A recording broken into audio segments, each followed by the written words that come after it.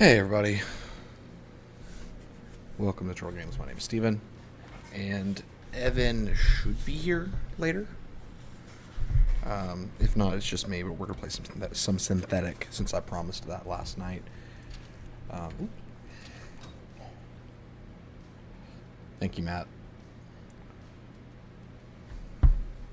Forgot Roguelite Lad, and something else that Jake usually adds one that he thinks is topical, but Jake lives in his own world, so I never know if it's topical or what. Yeah, it's okay. It's okay, Matt.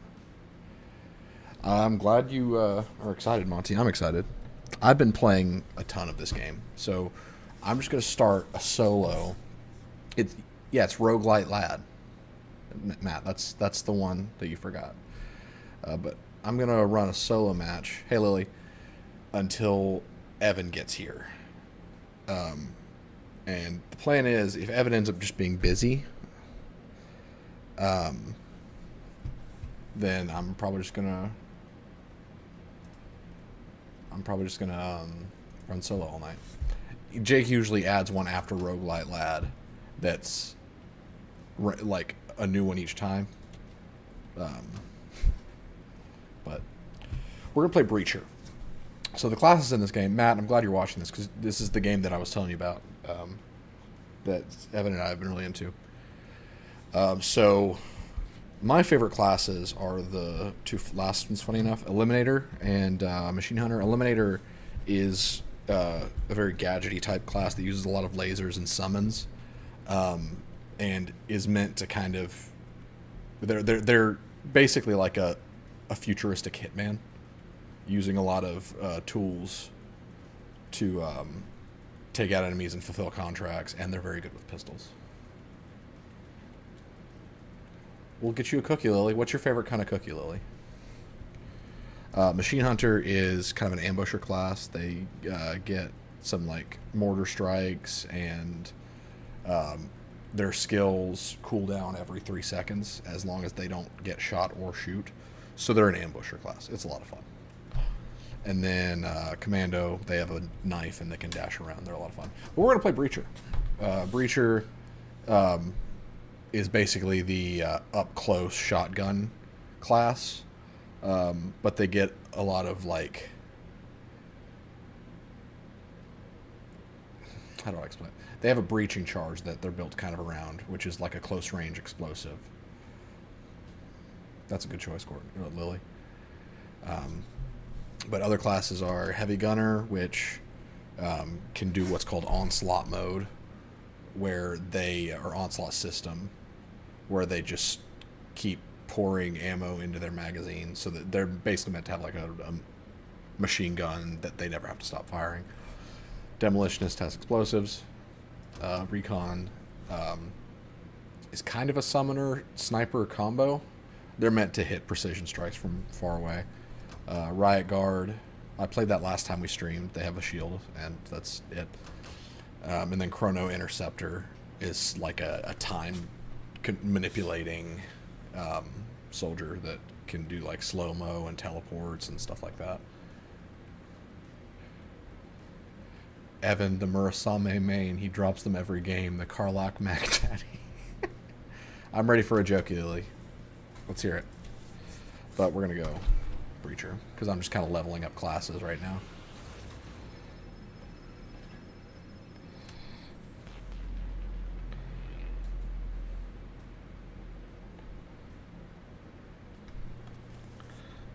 Okay.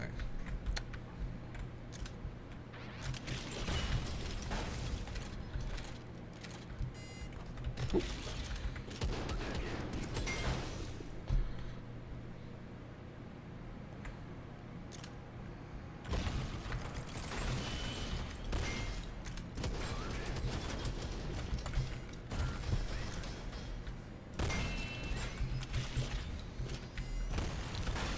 So the kit that I'm running with Breacher reloads shots on dash, which is very useful. Very much meant to be a shotgun class. What did the nachos say to the cheese?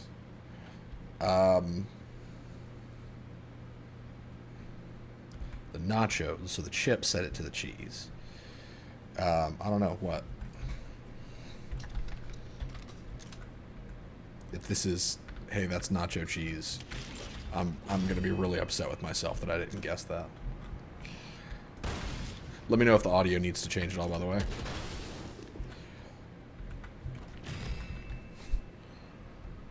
The Breacher also has a weird amount of, like, CQC moves. Like, a door-breaching kick and, like, an uppercut punch that you can get. It's weird, but it's fun.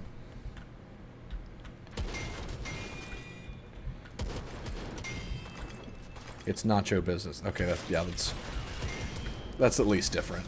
That's funny. Good job, Lily.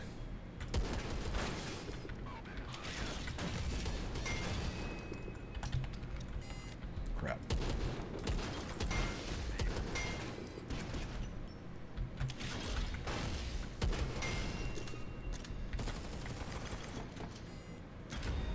Ooh. I do not really want this gun for the Breacher, but whatever.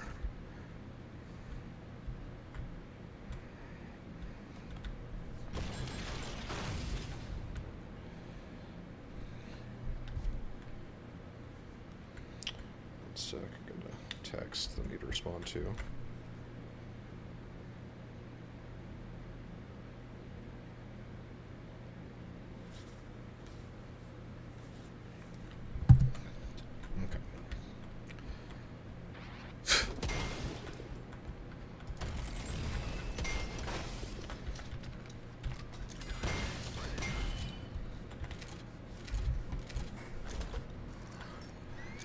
You know, I probably should have asked what class you guys want me to play. If Evan isn't here by the time I die on my first run through, Monty, since you've been so excited about this stream, you can pick my class. Or if you don't want to pick, Matt can pick. Because I'm trying to get Matt to buy this game. What game are you going to play, Lily?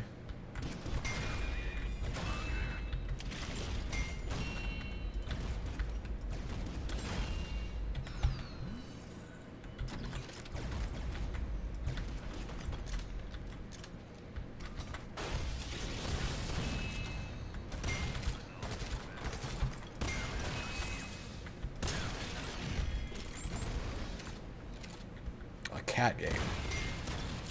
What's it called?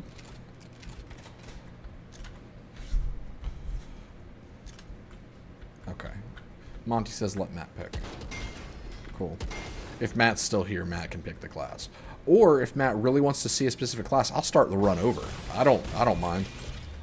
And I'll just choose their class. So Matt, that's your call.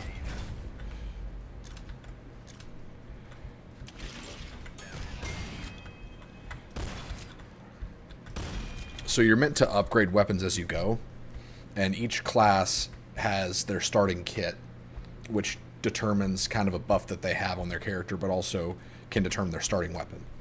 This class's kit, like each class has 3 kits to choose from, with I think 1 or 2 exceptions.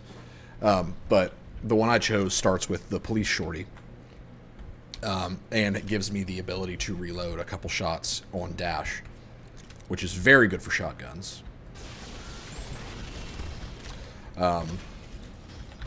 But the weapon that you start with your kits, they usually aren't meant to be kept up with, or at least that's how it would seem, because I'll show you guys. They have perks. Your weapons have perks, but they also come with variants, like this, for example, the ammo printing variant, which determines a special behavior for each gun. I've never heard of that, Lily. But, oh, that is... This would be good for Eliminator. I need to keep an eye out for this on the Eliminator. But as you can see, the police shorty is very bland, much like the regular pistol. So it's meant to just be like a good starting weapon for you. And it is good. Like it hits really hard up close.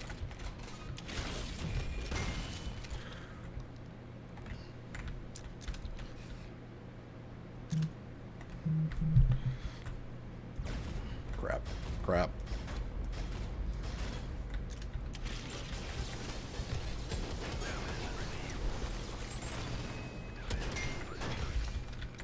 Big fan of the kick. I like the kick way more than I thought I would.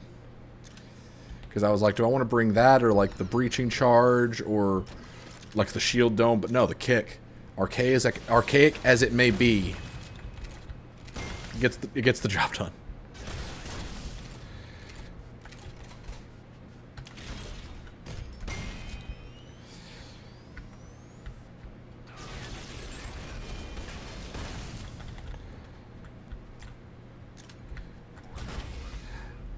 You are correct, Monty. Although some classes can really handle it, like the Demolitionist, as you may see Evan play, has a kit that does really well up close. And this class is meant to be kind of like the Commando. It's meant to be hit and run. Like, you get up close to do a lot of damage, but you have the means to get back out. And then you have stuff like the Riot Guard, which is like, I don't care how close you are, my shield's just going to tank it. So there is a mixture. It just depends on what your class is. And, you know, you can spec your character in the run to have, like, more armor or plating or faster shield regen, stuff like that. There's variables. You can make any class technically work up close. But obviously, certain classes are meant to be further back than others.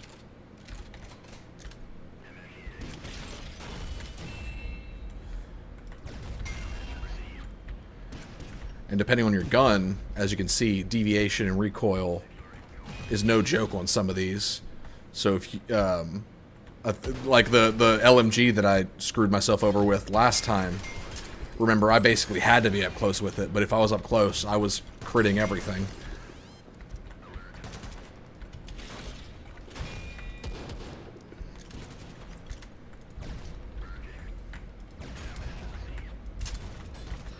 Dang it.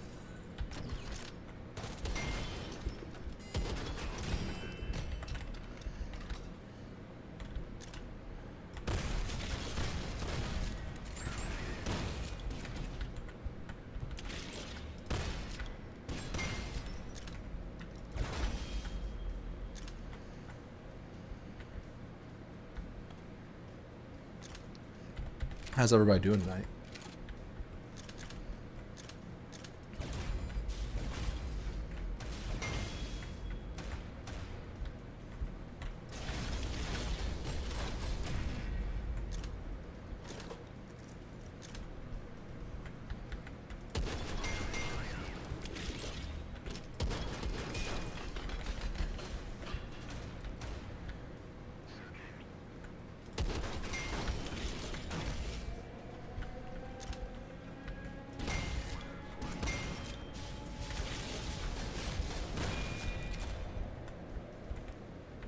Ooh, that's fun, Monty. Do our streams play better on big TVs, or is it about the same?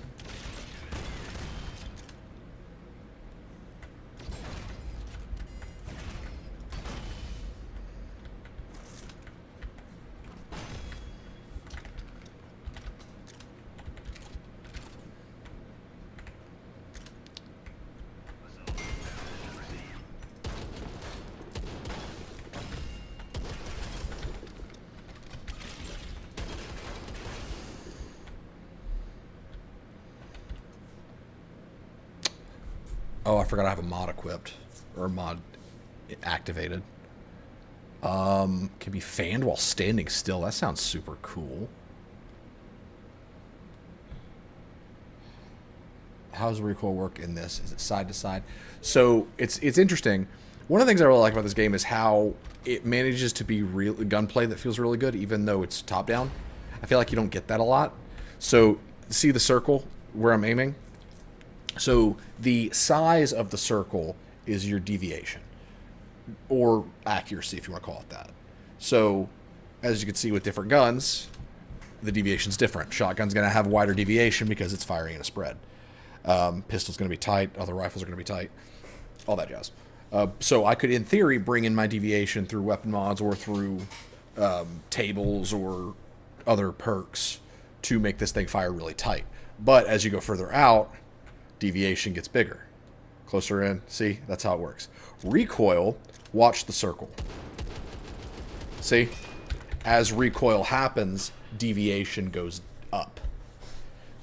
So recoil, the lower the recoil, the less deviation you get from subsequent shots. So recoil is really important with automatic weapons because, you know, as you keep shooting, you it's harder to maintain that recoil because it goes up with each bullet. But with shotguns, recoil is not really important because you're not going to fire that much, and deviation's already low or high anyway. Does that make sense? All right, I got the Peace Breaker.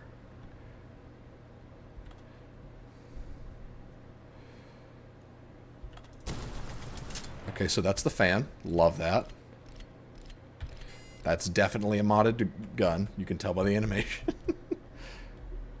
All right, so this is a medical terminal. You know, that would actually be pretty good for this class because it has a lot of melee attacks. I'm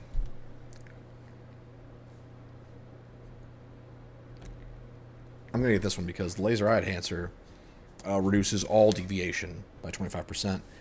And Laser and Ion perks get 30% increased power in combat, which that would be really good for the Eliminator.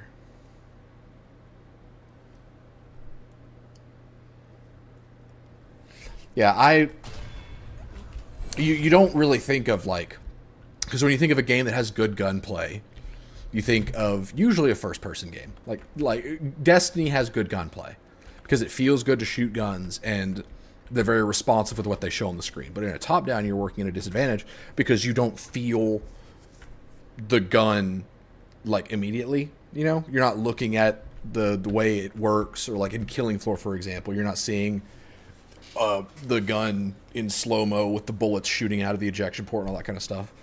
But in this game, they managed to give these guns personality, but also make them feel incredibly different, and you can tell, like, certain guns you can that maybe of the same category. Like, there are certain assault rifles where I'm like, oof, I do not like that. But then there's others that I'm like, oh yeah, that feels good.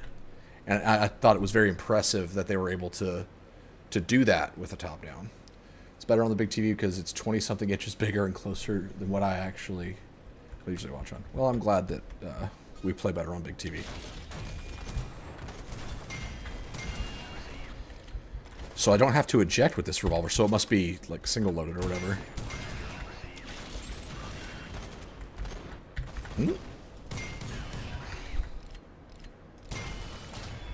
Ooh, the Slicer. The Slicer's a good toy.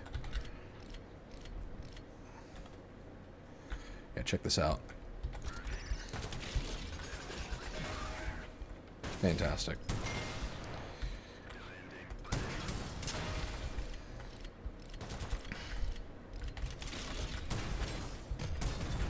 Woo! Matt, are you still here? I might die.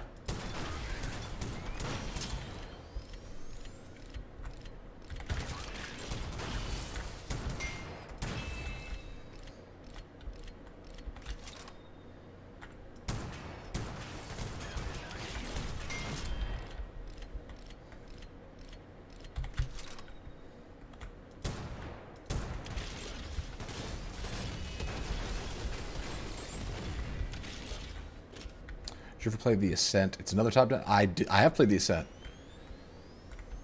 I agree. The Ascent definitely felt more about the environment than it did the guns, because it was a lot about. I have played The Ascent and I really like it, but it was a lot more about cover placement and whether you're standing or crouching, and all that stuff. It felt a lot more atmospheric. Like, the guns themselves weren't the point. It was the world created. And I guess the aesthetic overall. I really like the Ascent.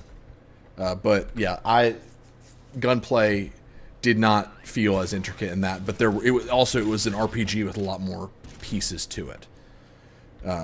Like, I don't know if I could say more, but you know, like, it's a more long-term game. This being a roguelite, it doesn't have to have long-term RPG systems because it's meant to be session-based.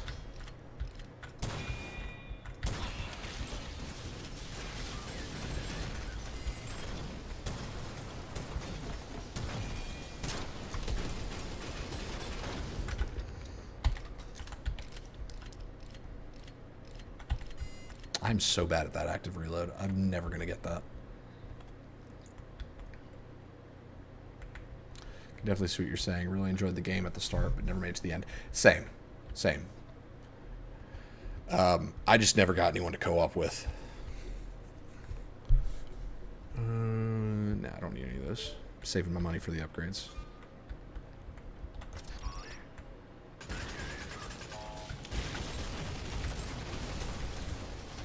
Ooh, ooh, ooh, ooh.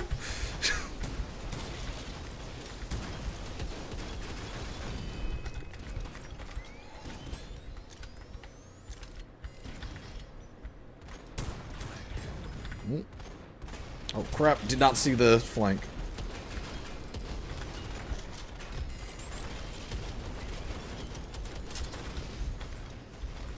And that is why recoil is bad.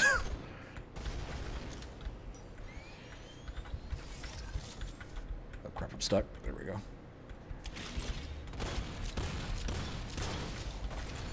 Can't remember if it just got lost somewhere in the game or felt like there was a sudden difficulty increase that I'd never get past. I think for me, I suffer from getting distracted really easily with games when I'm in a season of like new games coming out. So there have been a lot of games that have just, like, I've been really into them, and then I just stop playing them, you know? And forget that they exist, and that's a shame. One of those I've actually been playing past few days called 13 Sentinels Aegis Rim. It was nominated for Best Narrative at the Game Awards in 2019, I believe. It's a very weird Japanese game, but I really like the way it tells its story, because it's one of those that follows 13 characters and their perspectives are all different, but they all collide. And it has to do with mechs and stuff, and I'm a sucker for a good mech game. But yeah, like I drop games and pick them back up later quite often. And that's what's probably going to happen to Starfield, because I'm really trying to force myself to play that game, but I uninstalled it for the second time today. Because I hit an actual wall that my computer cannot get past. I crash every time I get to a specific door that is required for progression. And it's like, I don't have a bad PC. My PC is not top of the line. It's not, like, I can run anything, essentially. Like, the only game I have... Did I mean to upgrade my pistol? Probably not, but here we are, so... But if my computer is incapable of playing a game, then the game is poorly optimized. And Todd Howard refuses to accept that. He would rather tell you that your PC is a piece of junk. Can't stand that guy. But I did re-download Outer Worlds.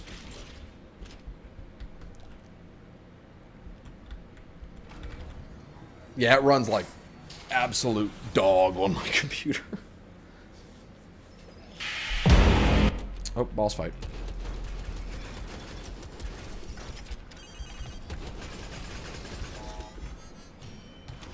Ooh.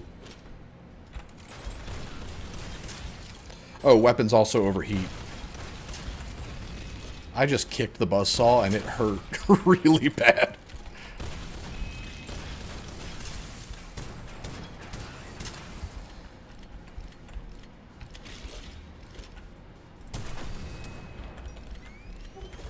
Oh, Flynn went inside. Be right back. I'm gonna let him in.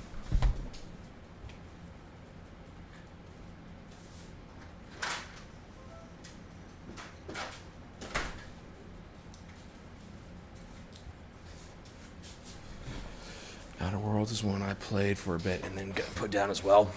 Yeah, so for me, ever since probably Guardians of the Galaxy 1, because it came out when I was halfway through college, but I read a lot of the comics to prepare for the movie, and then I watched the movie.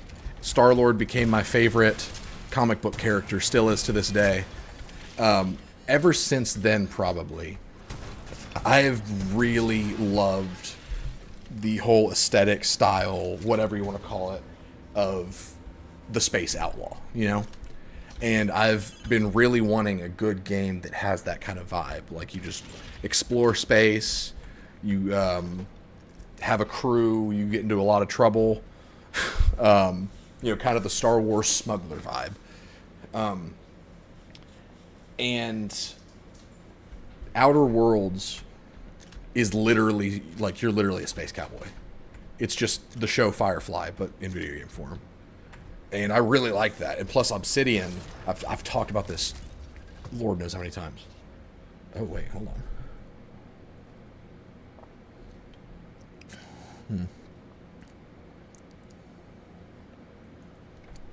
Let's try Thunderlord. But Obsidian, they don't miss. They only make good games. And they are, as far as I'm concerned, the image that people have given Bethesda of being like the RPG kings, Bethesda doesn't deserve that title. Obsidian does. Oh, that's what I do, Monty. I absolutely just go Star-Lord. Like, I try to be the charismatic space captain with pistols, you know? It's just a fun style of narrative for me. But no, Obsidian is what people think Bethesda is. Hands down. Anna must be home. And so I'm really excited to play, obviously, Outer Worlds 2, but also Avowed, because I know everyone's really into Baldur's Gate 3 right now, but actually Pillars of Eternity was kind of doing the whole CRPG kind of thing to that extent before Baldur's Gate 3 even came out, and that was Obsidian. They've come out with 2 of them. And Avowed is going to take place in that universe. So if you ever see anything for the game coming out called Avowed, which is going to come out next year, and you're like, wow, this looks really cool, I can't wait for that, try at least look up Pillars of Eternity, because it's going to take place in the same universe.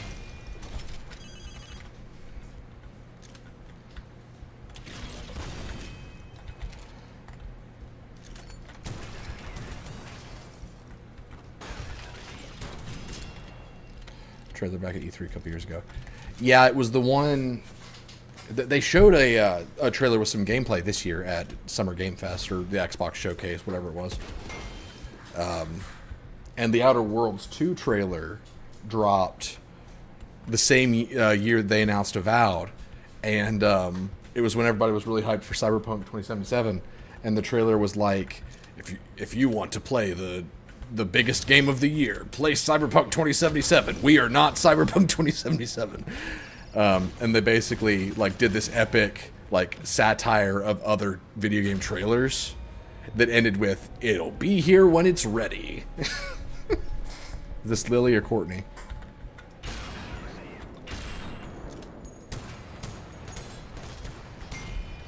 Not a huge fan of that revolver.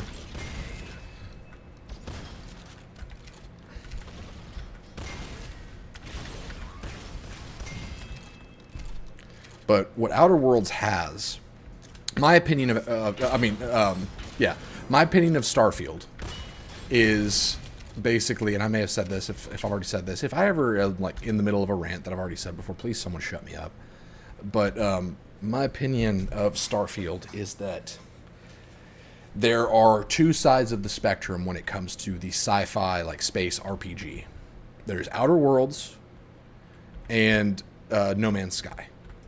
Outer Worlds is the catered experience that had a lot of writers involved, was made very meticulously and linear, or not necessarily linear, but you know, the experience that you're getting was designed certain ways. Like the things that you can think of doing from a story sense, the game is ready to. Yes, the Super 90. That's what I've been looking for. But the game is ready to account for the choices you make through what was programmed in. It's a very well-defined experience. But it's not very wide of an experience. So think of a very, very deep pond is essentially Outer Worlds, where there's not huge worlds to explore. You can't like go through space and explore and do whatever, but there's a really good story, really good characters, and a really well-written and fleshed out world. And then you have No Man's Sky, which is the exact opposite. There is very little in the realm of catered content, but there is so much freedom that no one's experience with that game is the same, and exploration and discovery is literal.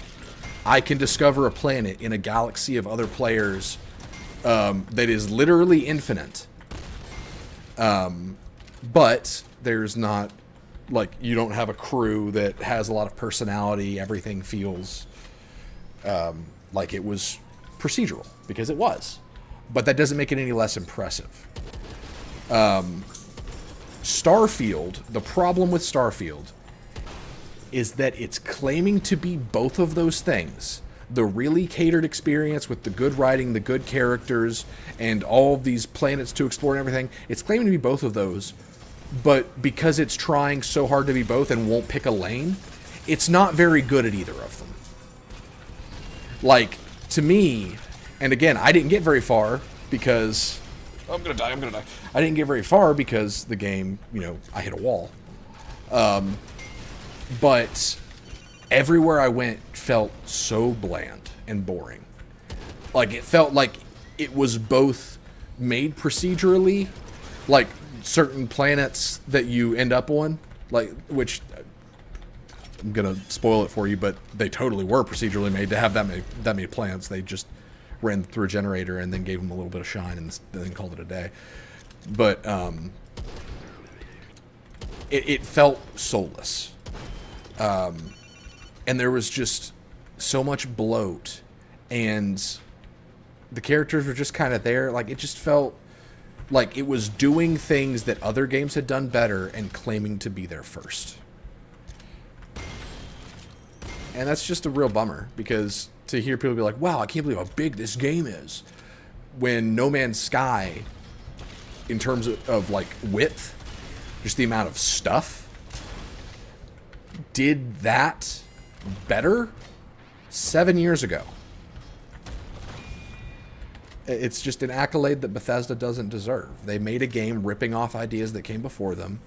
It runs like dog on PC, which is their primary market. People defend it vehemently. What's the word? People defend it to their grave, saying things like, "Oh, but imagine this game with mods." That's not, you know, that's not a good defense. To say like, "Oh, this game is so great. Think of all the mods you can install to make the game not the game that was made." I love when games have mods. This game has mods, and it's very well integrated. It's actually got a mod tool built into the game, so I could make this entire stream. I could turn it into me making guns for this game or making a class for this game. But if I needed those mods to make this game fun or good, this isn't a good game. And that's how I feel about Bethesda RPGs. XCOM 2. Built with mods in mind.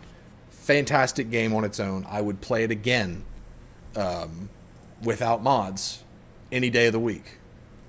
But, you know, I'd play it with mods too, because there's some fun stuff you can do. But I don't need the mods to convince myself that it's a good game. So Bethesda fans... Really, Bethesda fans and Kojima fans don't have a lot of... They have a lot in common. Let's just say that. Oh, I'm draining health.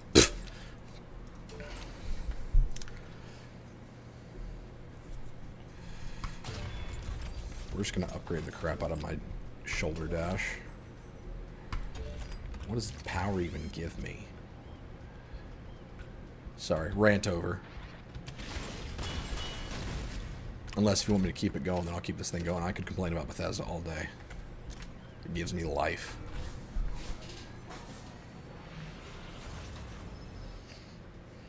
Hello, can someone make a cat jokey? I'm more of a dog person, but I'll see if I can think of a cat jokey. Yeah, absolutely. Absolutely, Monty. But like after what I just said, like, you know, with the whole thing of like the space outlaw being an aesthetic that I really enjoy in gaming and in stories, you would think that I'd be all over Starfield. But I have tried to play that game.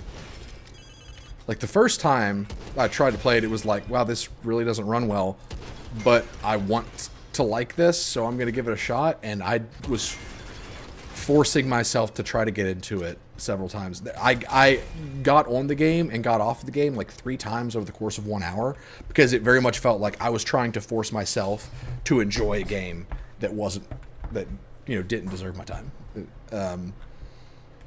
And now I'm almost relieved that they don't know how to optimize a game for PC, because now it's like they told me, look, you don't even have the choice now. You don't get to play this game. And it's like, you know what? Thank you. Thank you for removing that from my plate. Dog jokey. Okay. Dog jokey.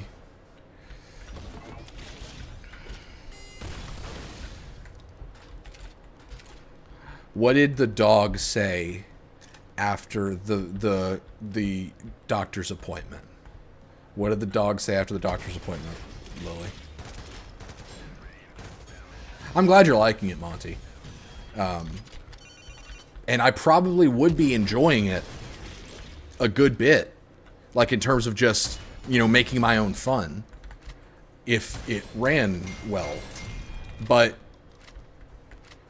it would still, I can't see myself playing Starfield and not saying, like, this was better in No Man's Sky, or this was better in Outer Worlds, you know? The dog said, that was rough. That was rough. After I went to the doctor, said that was rough. Anna got home and she heard the joke and she didn't like it. Was that not a good joke? Okay. She's only saying that because we're married. She has to. Lily liked it. Very good.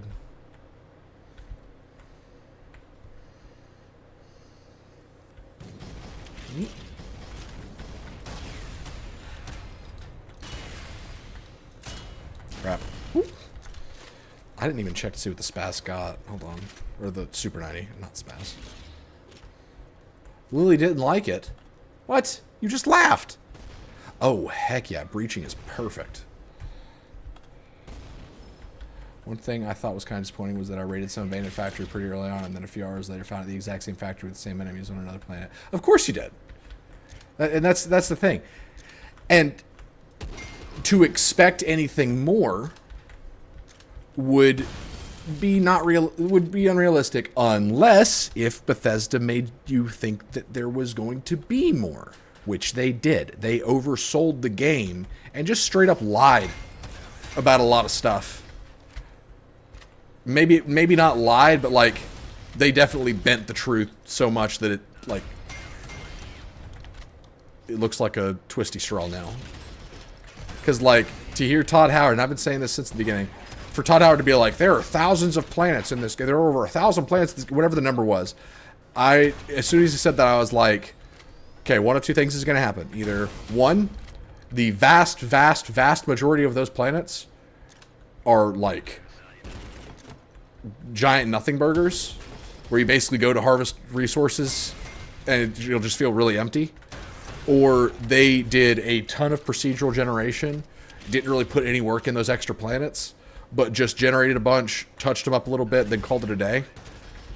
And I'm pretty sure I was right both ways, because I'm pretty sure that's what happened. And to hear people that have played the game, and you can confirm or deny this, Monty, but most of the game happens on like a handful of planets. Is that correct? In terms of like story, I guess.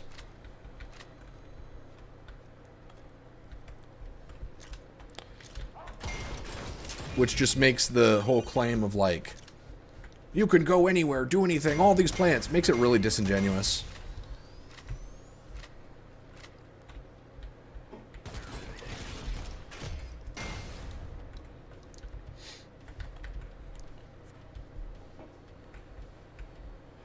Housing a different faction sort of thing. Yeah, so they act as a hub for a faction, and then I'm assuming that each planet is probably like, or a lot of the planets contain the resolution to a side quest that you can get from those factions, something like that. Right?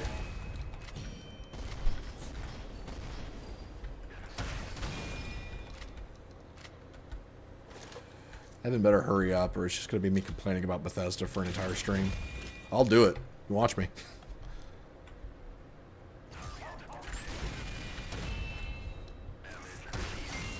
Yeah, that's what I figured.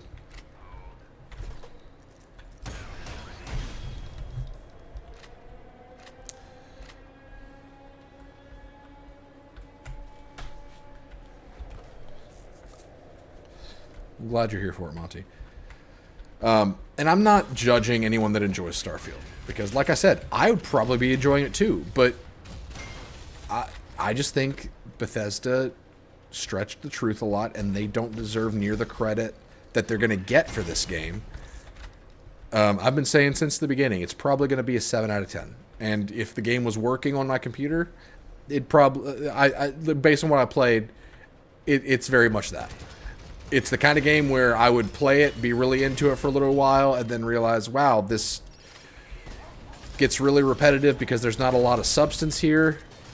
And I would get really into the ship crafting stuff and the space combat. The space combat and like the shipbuilding is the one thing that I think they really delivered on. But that's about it. I'm just going to tighten in the deviation on this thing. Make a slug super 90. Of course, it gives me the only options that I don't want. Oh, does it? Oof. What's so bad about it?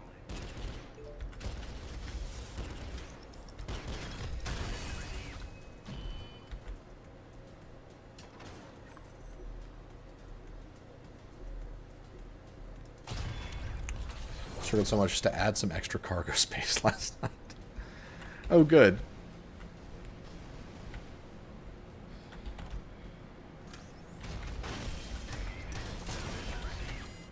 Crap, didn't mean to do that.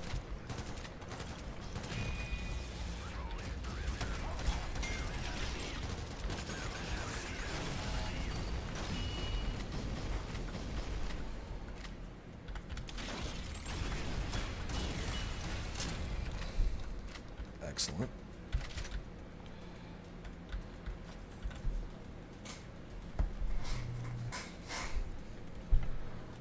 Absolutely gonna go perfect fit.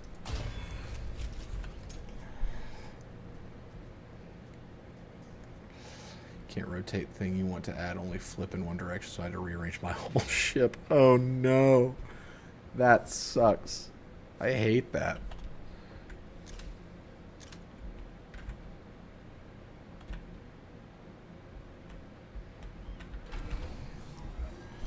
I really hope that Outer Worlds 2 includes some kind of like actual space travel and ship customization.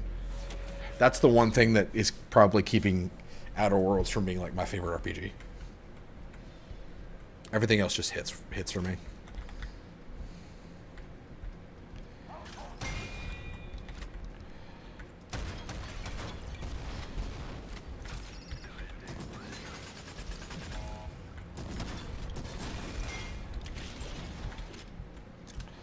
Gosh, just thinking through that, and like how much I love the humor for Outer Worlds.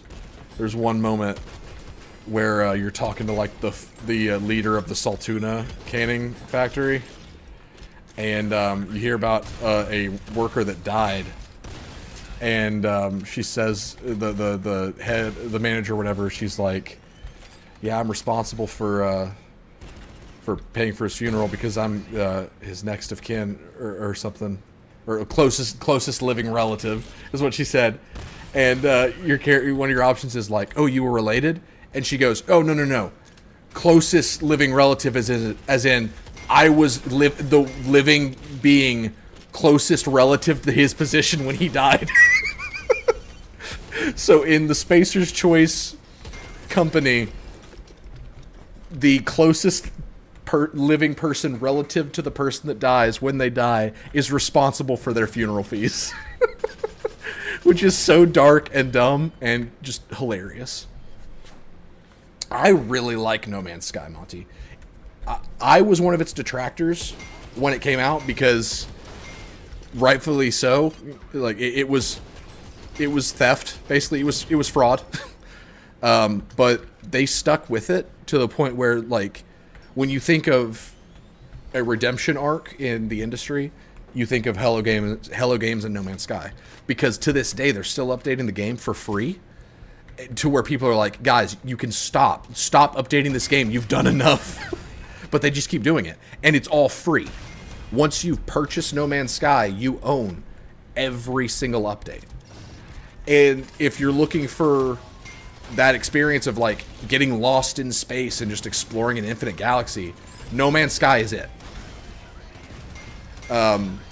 I have put so many hours into that game, and every time I play it and like wander off a little bit from what I'm doing, I find something that I haven't done before or haven't seen before. It truly feels like a game that should not exist. Like it does. It feels like there's some kind of sorcery happening to make that game possible. So yeah, I like it. And if you're into the space aesthetic, it's essential, in my opinion, to at least try it. But again, if you get bored when you don't have like given direction, you may struggle.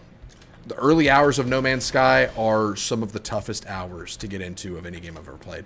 But I lucked out because when I started playing, as soon as I found the hub, like when you get spacefaring capability for your ship and you go to the player hub, a random player dropped 300 million credits in my pocket, basically.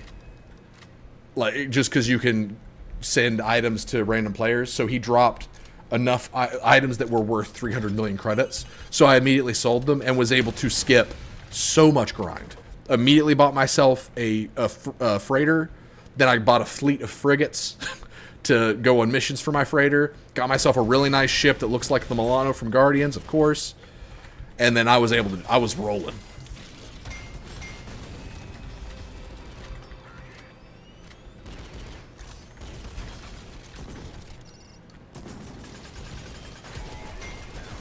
We've played a good bit of No Man's Sky on the channel, and it's one of those that is always on the table to go back to. But like this year especially, there's just been so many games. And that's understandable, Monty. I'm typically the same way, where I don't want to have to make my own fun, because if you have to do that, you end up with a game like Sea of Thieves, where the bones are really good, but it in no time flat you go from, wow, this, like the sailing the ship is really fun, to realizing, wait, none of the loot matters, what am I doing this for? All the way to, well, the game won't give me anything important to do, so I'm just going to become a pirate dickhead and start ruining everyone else's fun. Like, when players are meant to make their own fun, bad things happen.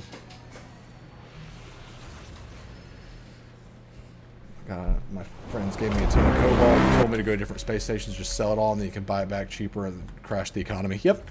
Yep, that is correct.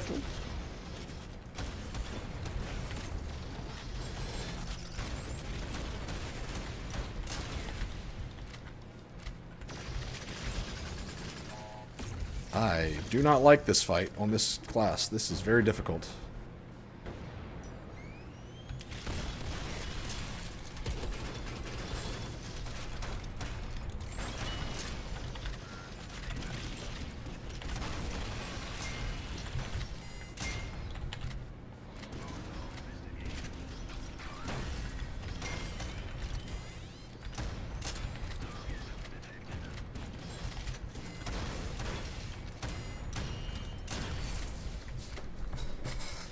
Shotguns do feel really good in this game, though.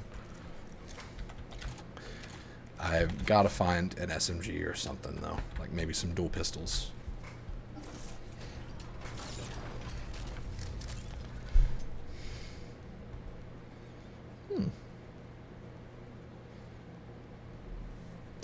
Ooh, I like that. But yeah, priority takedown. Let's go.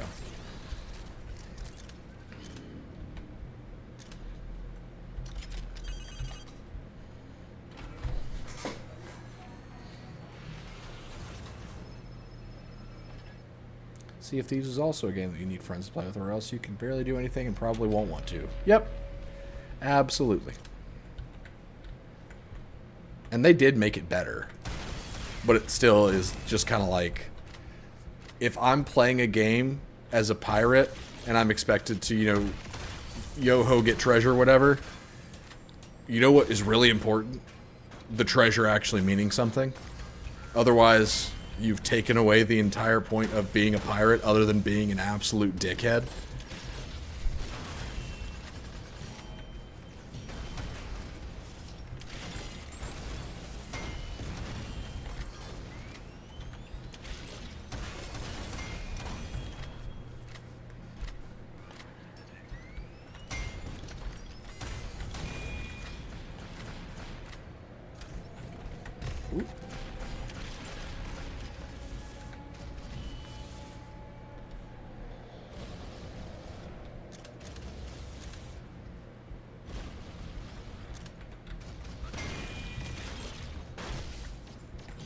Treasure means you get to look cooler, and that means a lot, but I do get what you're saying. Yeah, but like, if I'm supposed to get like a new gun or a new sword or whatever, like, it needs to have like a purpose, you know? Like, I understand the appeal of cosmetics, and cosmetics are definitely important in games, but that shouldn't be it.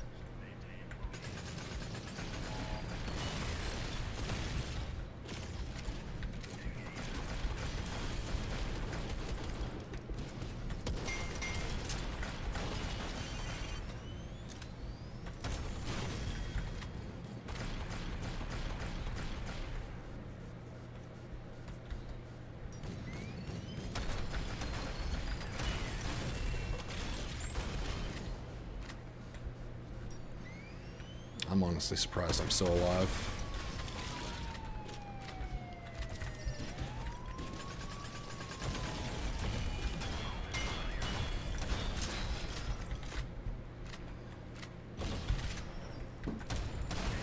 I think Matt's gone, Monty, so you're gonna have to pick my next class if Evan doesn't show up.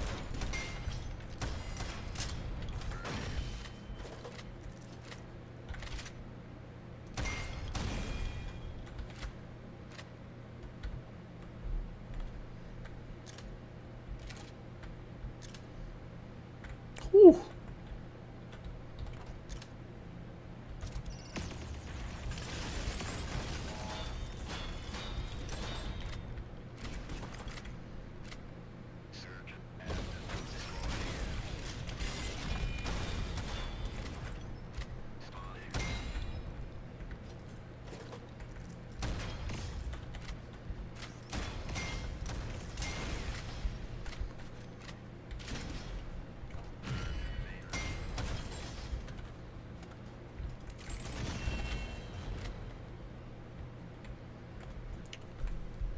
Really hoping for a weapon crate or something.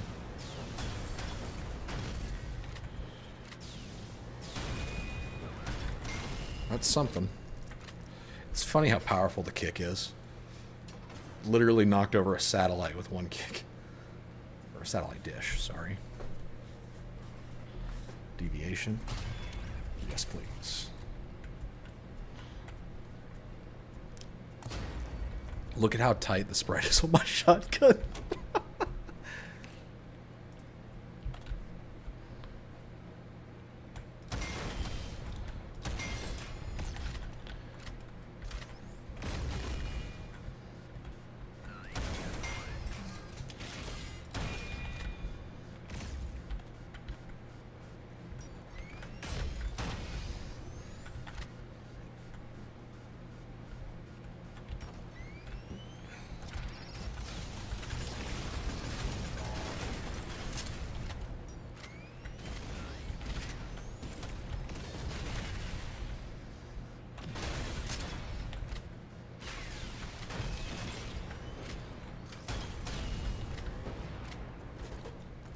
Alright. Please be a good gun.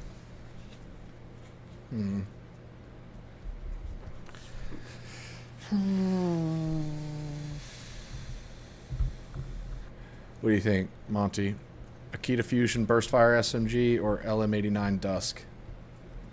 Both are 1200.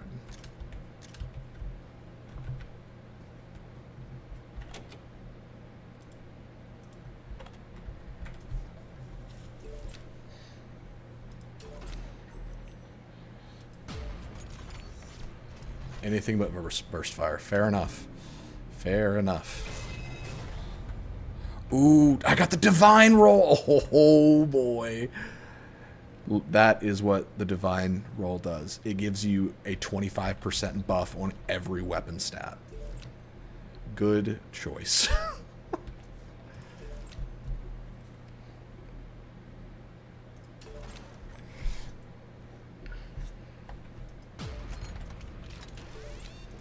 Gotta upgrade my kick.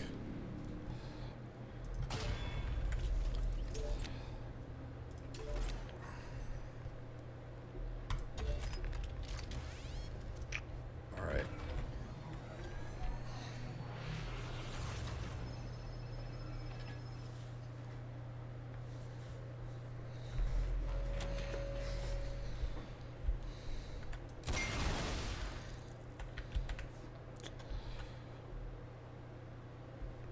Those are some good drops.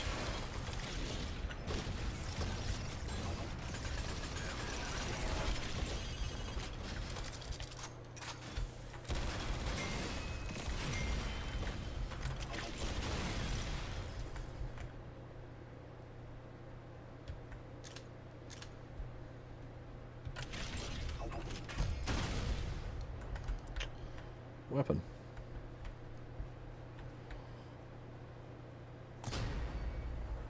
Ooh. Oh. Wait, wait. Green 2 times allows you to install underbarrel grenade launcher for the available options. That's cool. Too bad I've got the divine roll. Well, you know what? I'm gonna use it. I'm gonna use it.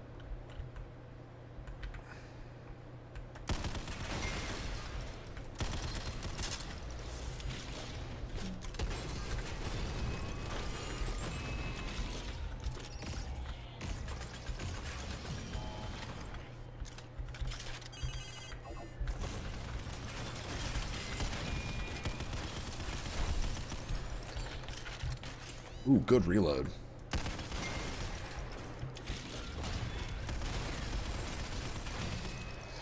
That is exactly what I wanted, so now I'm going to retreat a little bit.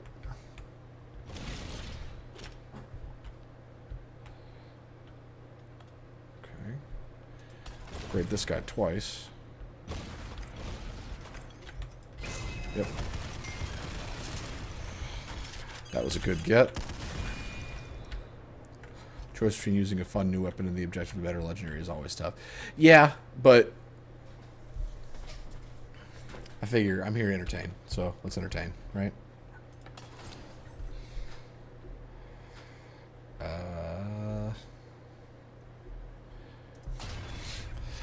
Oh my gosh. Automatically fires when enemy is near, applies debuff on enemies within range. That's super cool.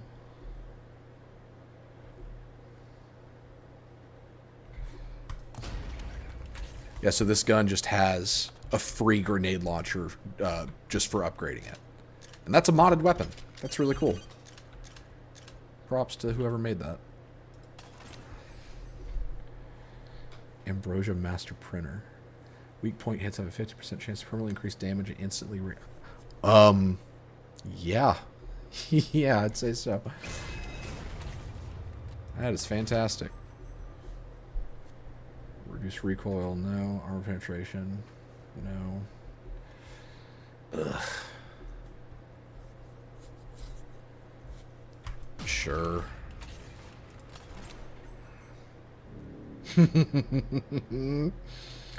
Alright, got a tripod on my Super 90 shotgun.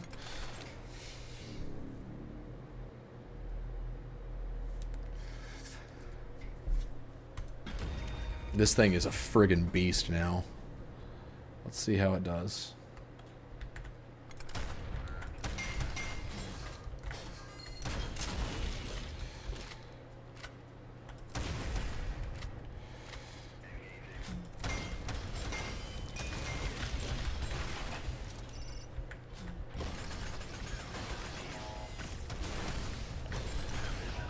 I hate fighting Chrono Squad because they can just teleport.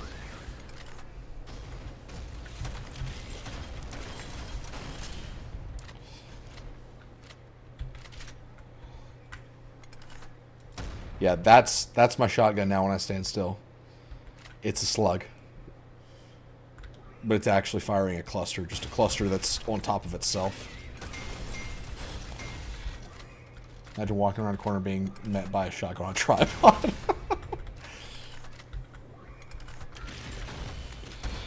That's one of those things that, like, if I see a guy with a shotgun that has a tripod, I'm immediately more scared of him than the guy that doesn't have a tripod, because that he has plans for that tripod. Like, that's not something that you just do. That is a choice that has some kind of result, and I don't want to find out what it is.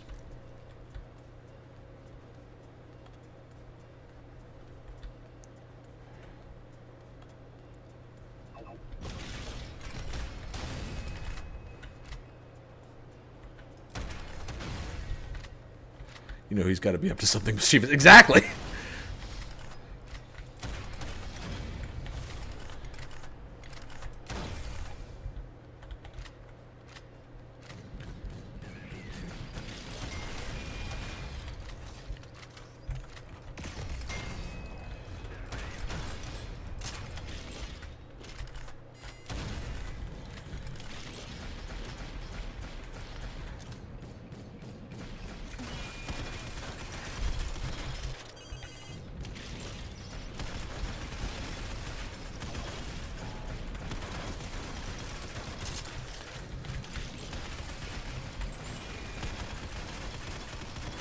Okay, this gun's a freaking beast. I think I lucked out a lot with the mods I got.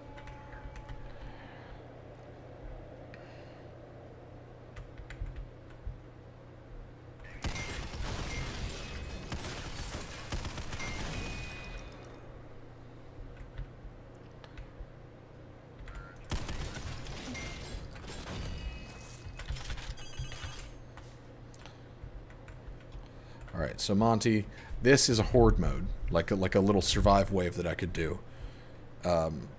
Should I do it?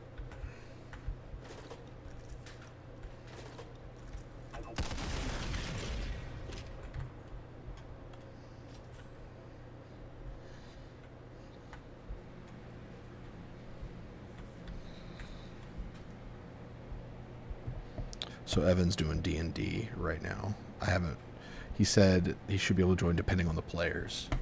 So I'm assuming that what happened is that... I think he's DMing, but I like to think that they messed up. That they made some choices that resulted in whatever is happening right now.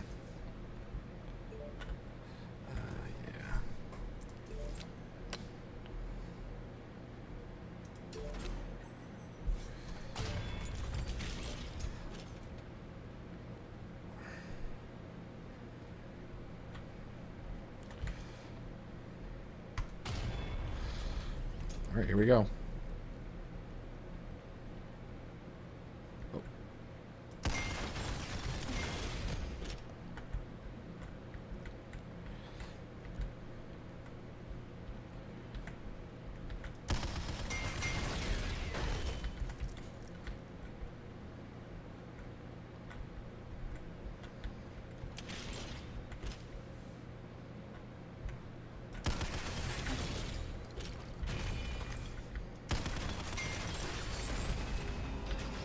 Oof. The hell?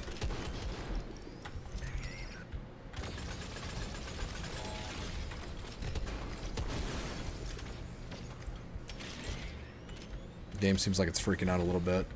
I'm not seeing these guys that I'm supposed to be able to see.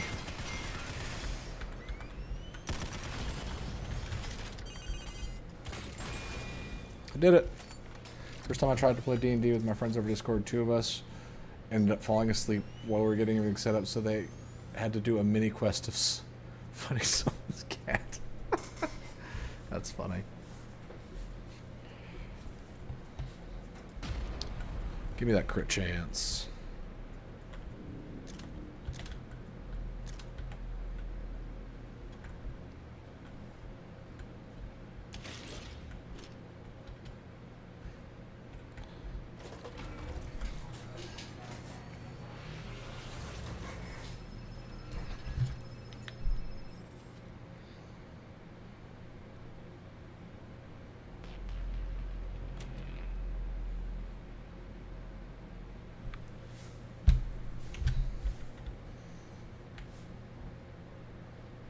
Did not expect to get this far. That is out of my range.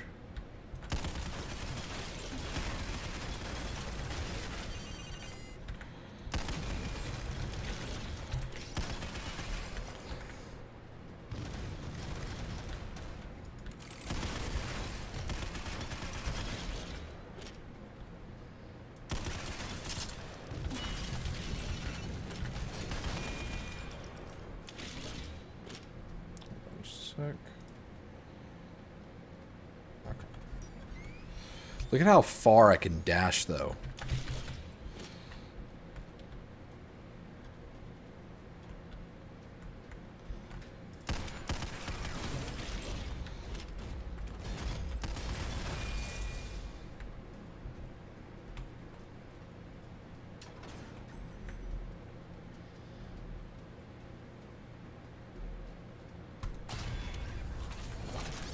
I'm gonna upgrade the rest of this. Oh wait, I can only upgrade one more before I have to find another. Yeah. Add a little bit of recoil, no big.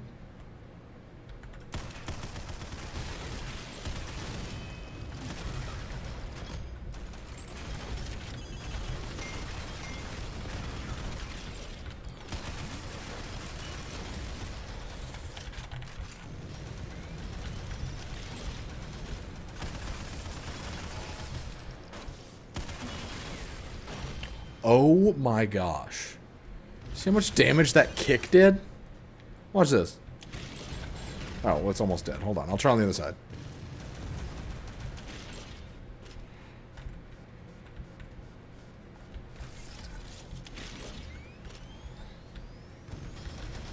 Here we go.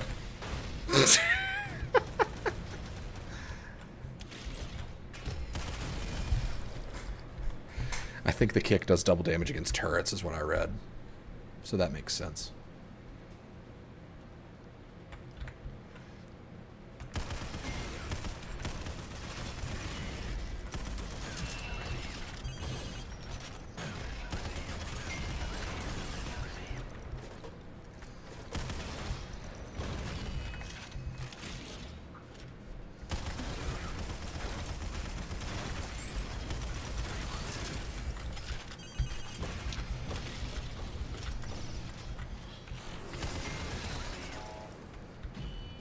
Guy's foot must be all sorts of mangled by now. No, it only makes my foot stronger.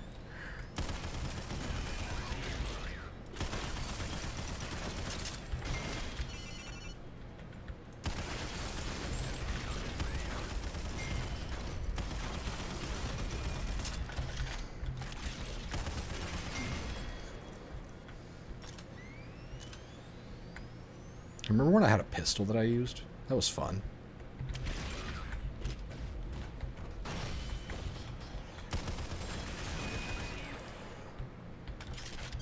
I'm running a kick build now, guys. That's what I'm running. I only kick.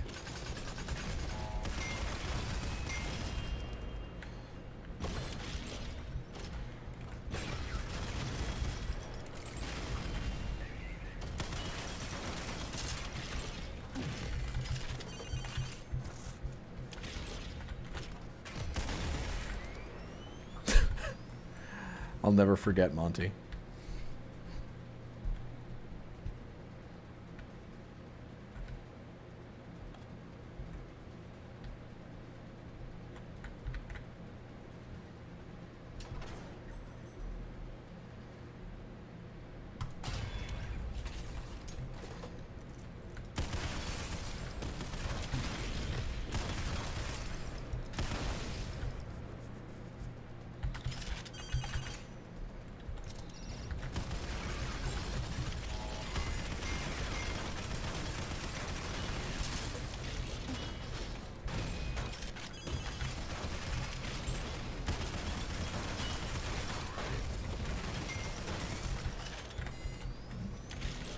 Burst fire kick next.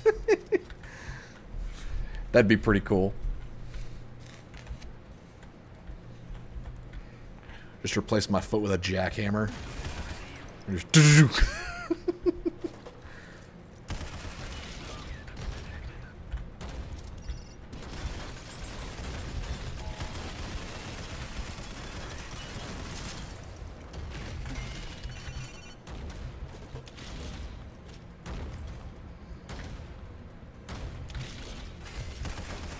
That kick nearly took out half the tank's health.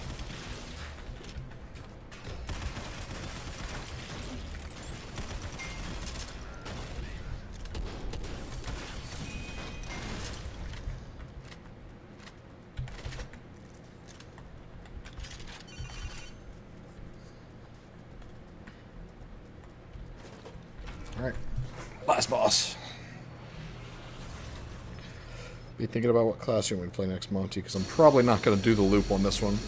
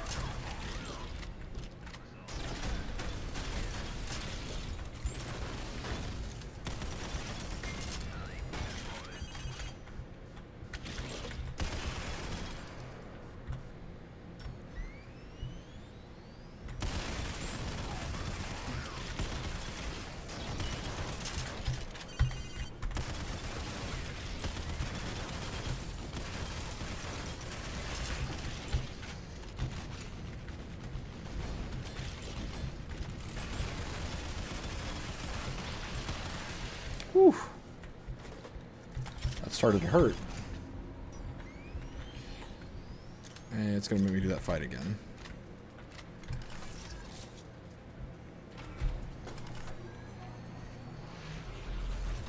Yep. There's a bug where if you get to the final boss and you beat it, you have to fight him a second time before you can loop. I assume it's a bug, because if it's not a bug, it's really dumb.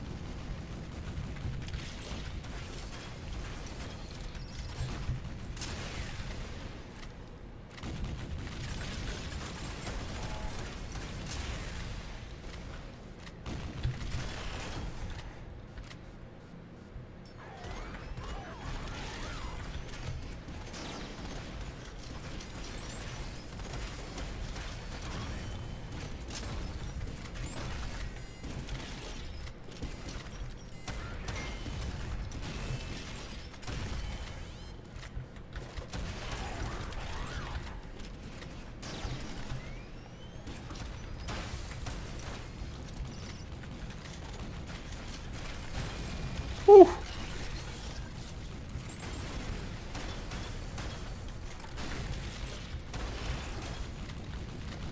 It's starting to look like an anime fight.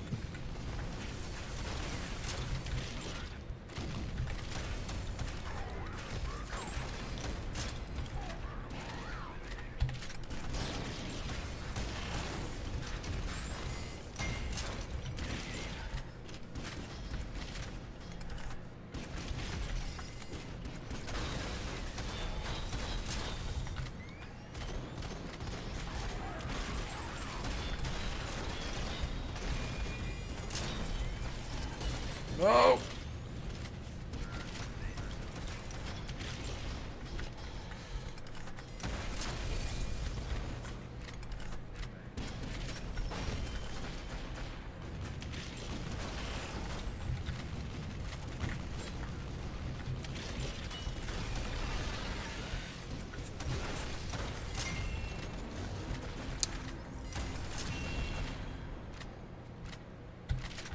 One detail reload with this game is that the reload process is shown around the crosshair, so you don't have to look away to get quicker reload. I agree. I often forget that. That's mainly because, like, you'll notice when I reload, I'll often take cover, and I'll move to watching my character because those dickhead Chrono Squad troopers can just teleport on top of you and shotgun you. So there has to be a bit of, like, spatial awareness around the where the character is. Where's Flynn? Flynn? Flynn? We didn't put him outside, did we? I'll be right back. Oh, hey, bud. He's just sleeping.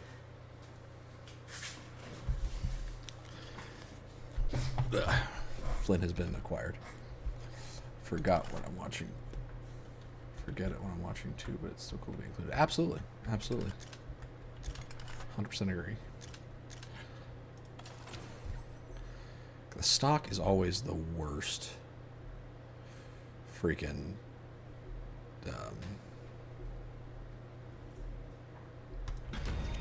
attachment.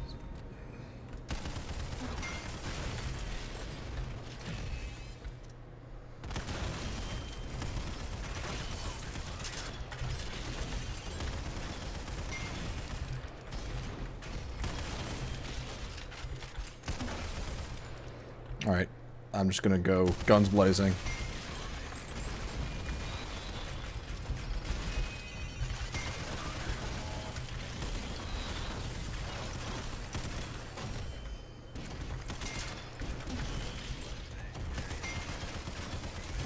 That's pretty metal. I was reloading, but killed that guy with the underbarrel grenade launcher mid-reload.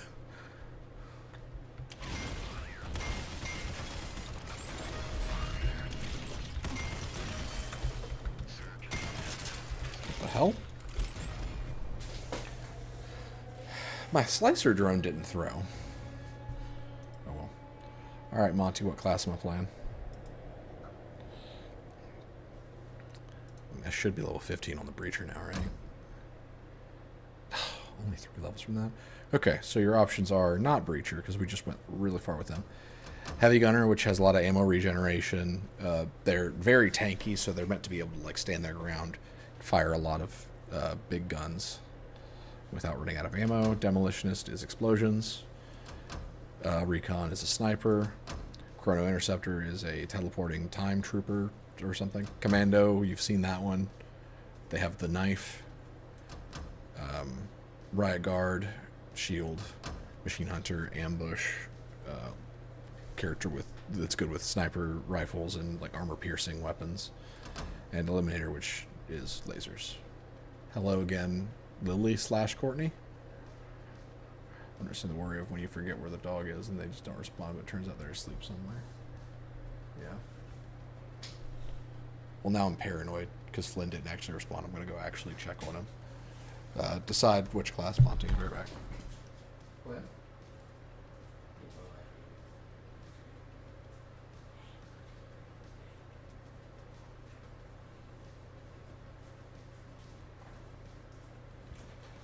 Flynn's good. He got belly rubs. Eliminator looks pretty cool. Sweet. I enjoy the Eliminator. That's arguably my favorite class, so we're going to try that out. Hello again. So we're going to bring the suitcase.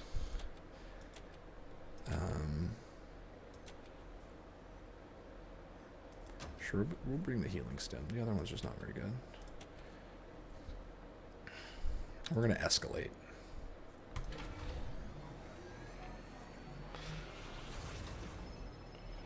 In Synthetik 1, my favorite class was either the Commando or the Engineer, and the Eliminator is the closest that they've got to an Engineer, because it's very like item driven and like summons. It can summon that refracting sphere that if you shoot it, a laser bounces off it and it hits the nearest target.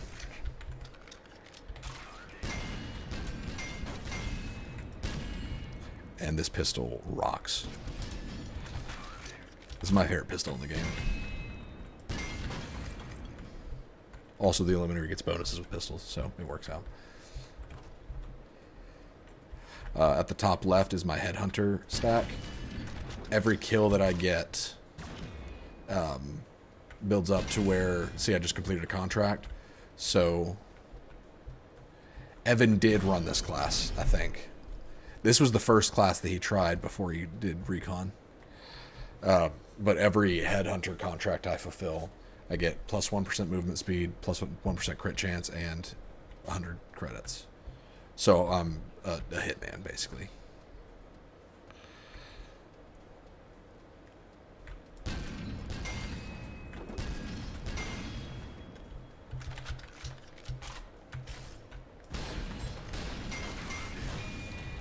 The Headhunter stacks reset if I take health damage.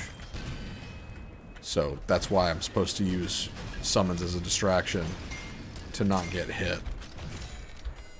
Crap. But I fulfilled a second contract.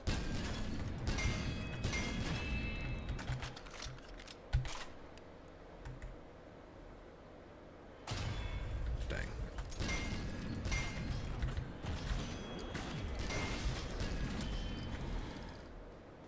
Sap near enemies for durational touch.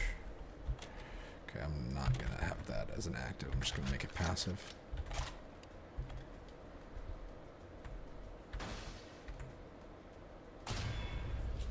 Oh, heck yes. You know what? Sure, that's a good find.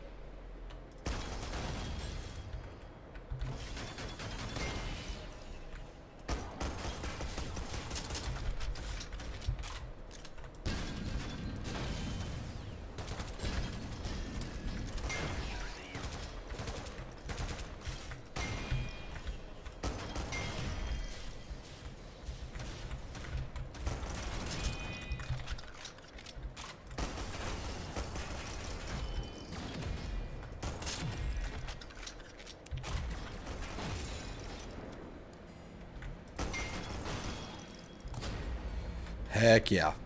Guardian is good for this class. It's just another summon.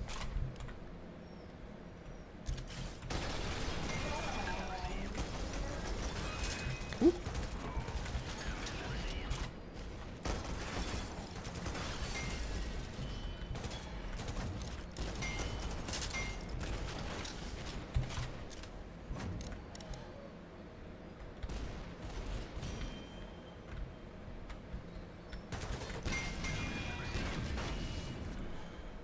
Check Discord, see if I've got a message yet.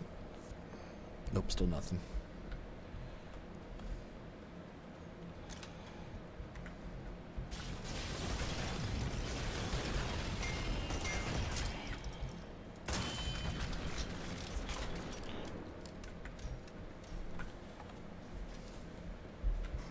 So, for some reason, in multiplayer, summons don't count towards your Headhunter stacks. But in single player, yeah, they absolutely do. What the heck?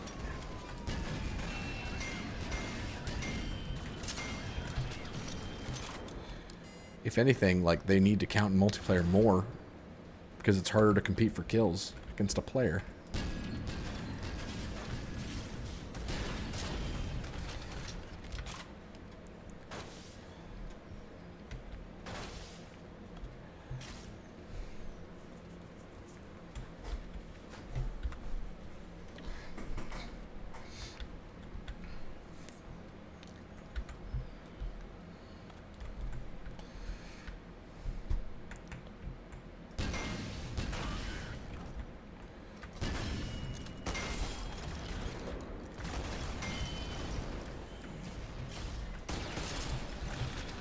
Well, that's definitely how it is, unless if that's an unintentional thing, because that whenever I played this class with Evan, I've struggled to get headhunter stacks.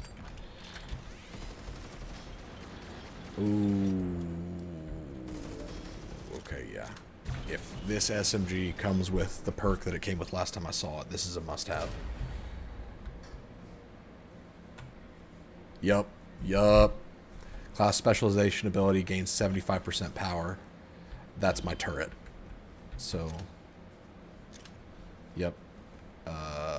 Wait. Yeah, that... Yeah, I'm gonna make this my weapon. Hey. Go ahead. Okay, good night.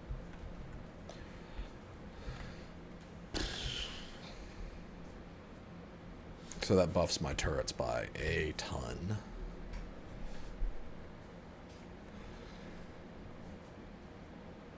Absolutely the laser eye enhancer.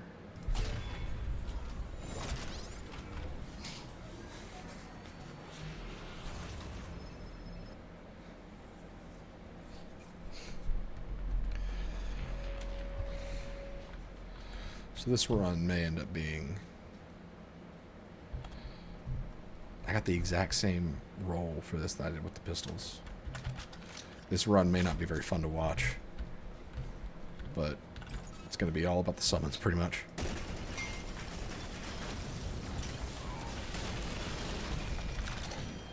Did not mean to do that.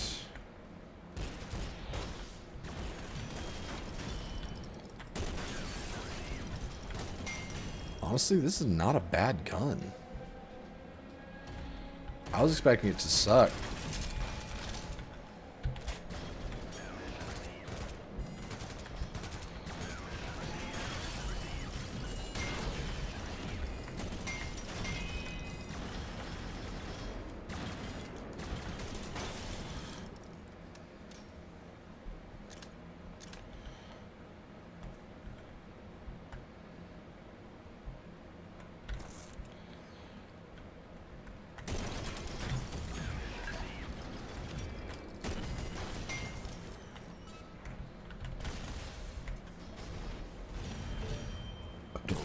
Those.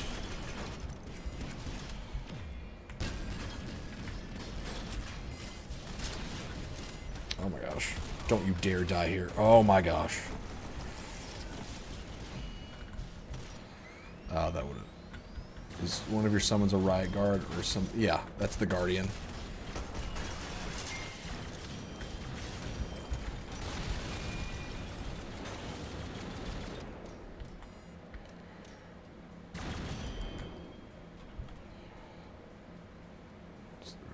Oh, that's where my ammo refill was coming from. Yeah, I already checked this.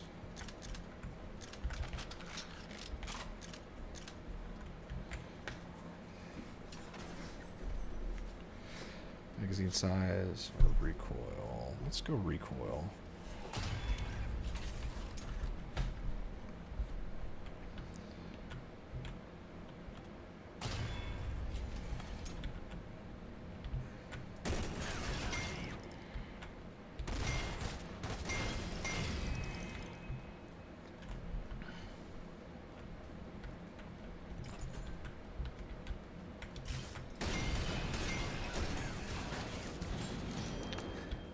That is really buffing my turrets. Holy crap.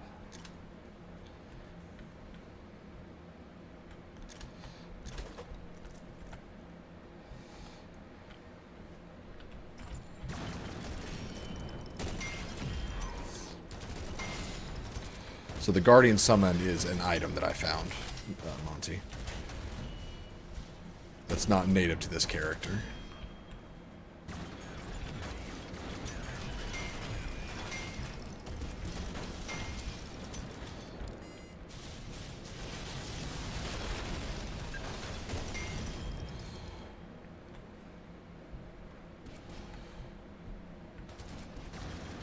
Cursed item. Core of Daring.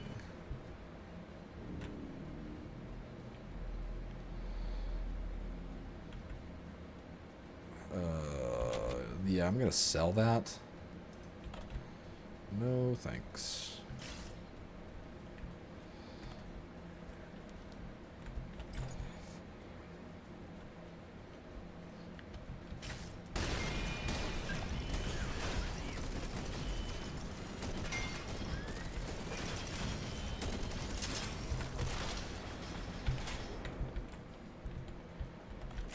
Need to get a body upgrade so I can up my luck. And then I can start modding this gun.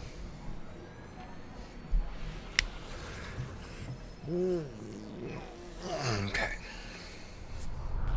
Oh, boss.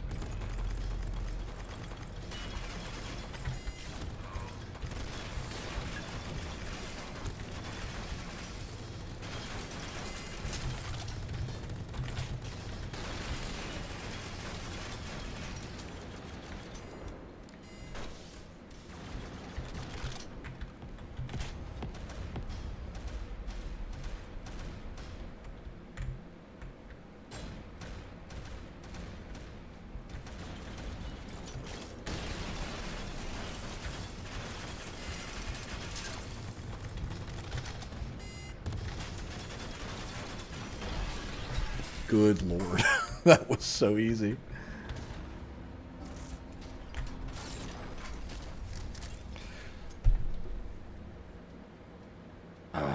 Yeah. Definitely drone aid.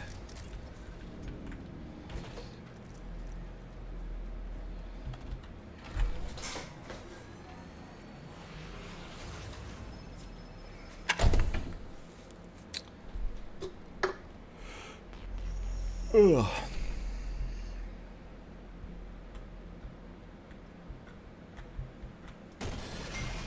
Oh, wow.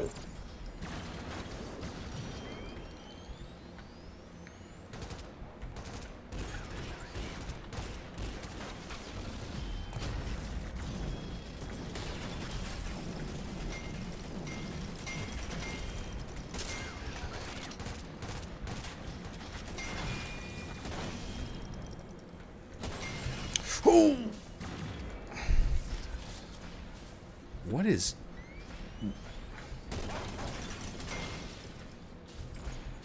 I should not be taking that much damage.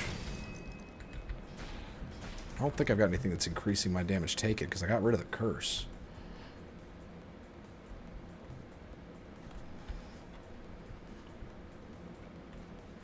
Speaking of curse...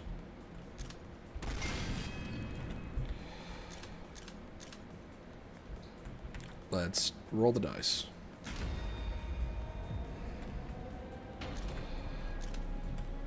Don't know if that was worth it.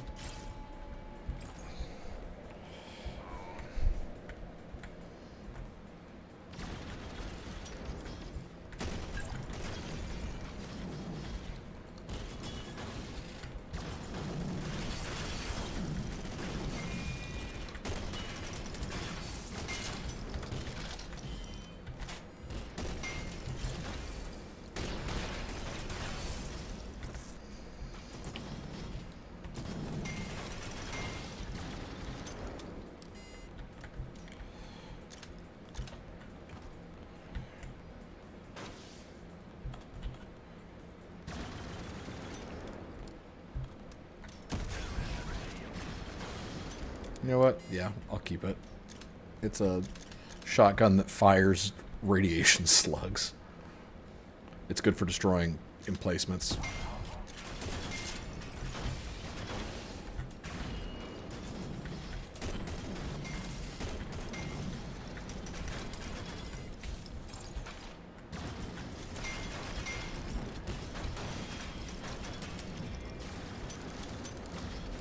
That is insane. Why is their power so high? What the hell?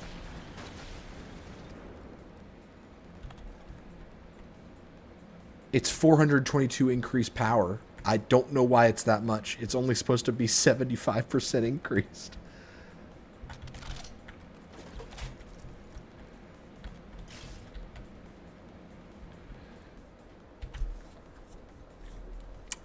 Ooh. I'm not going to buy it, though, because I need to save all of my money. And that is correct. Health just disappears.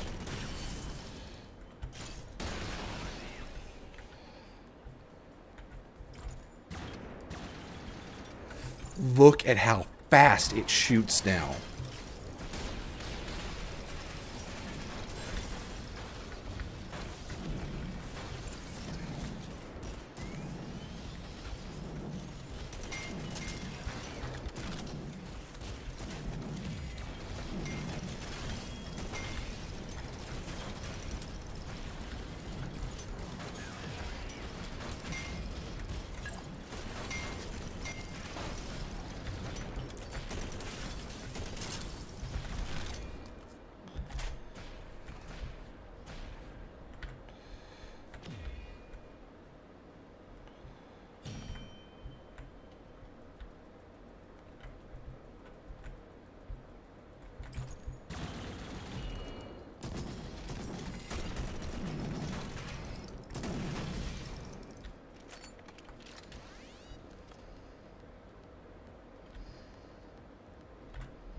Yeah, this is absolutely broken. There's an unintended outcome happening right now.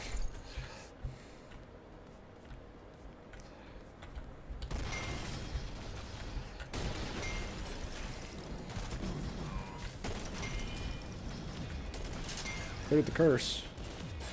Ooh.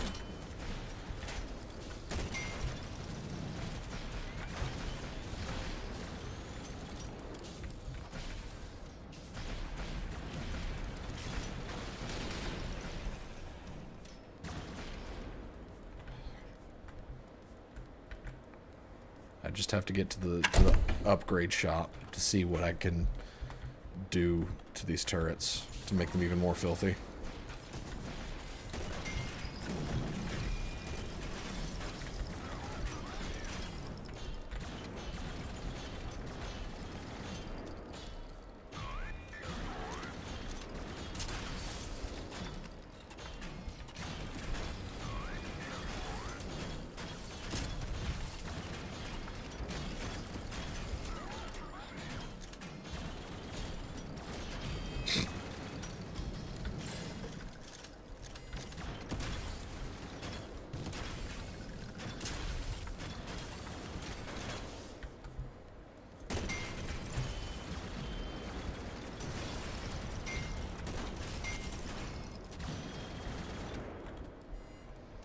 Stupid.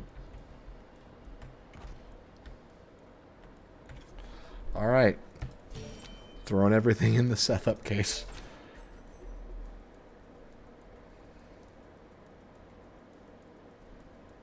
This is my least favorite choice. I hate when it gives me those two options.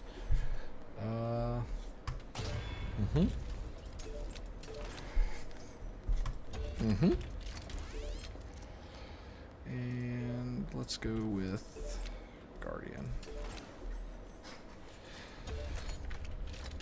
Okay.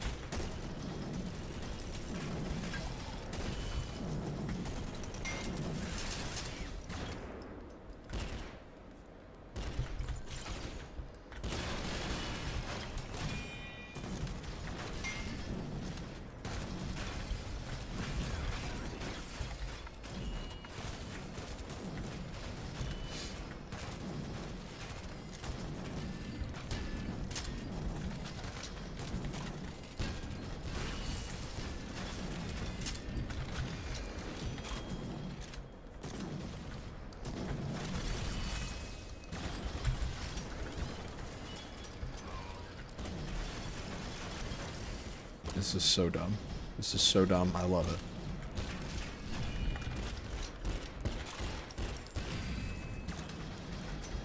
Oh!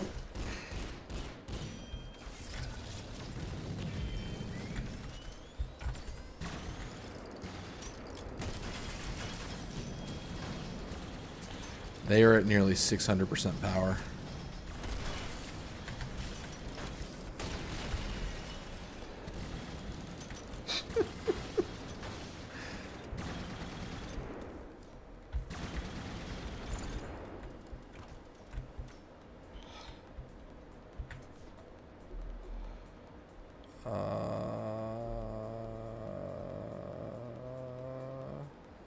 No, not that one. Nah, I don't need anything.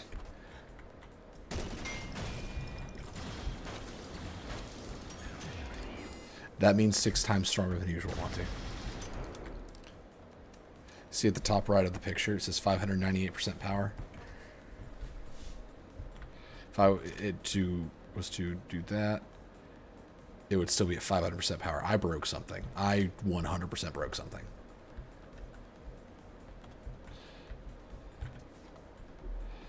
I don't even need this gun anymore. But I'm going to keep it, because, you know.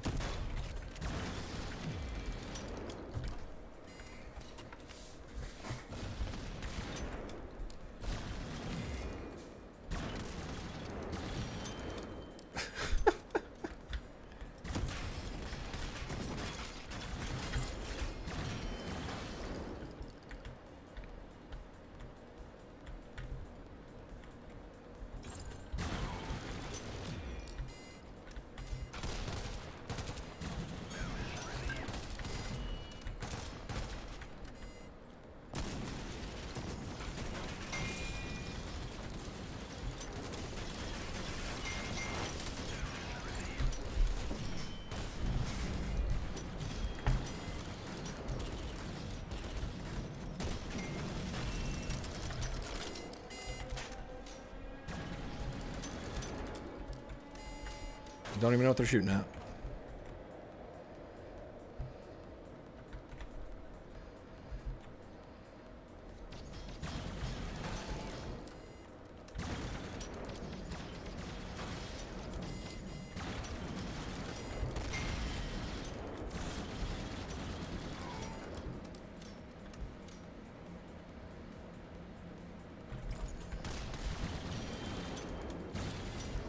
Ooh, I gotta get the attack drones. I've got to get the attack drones.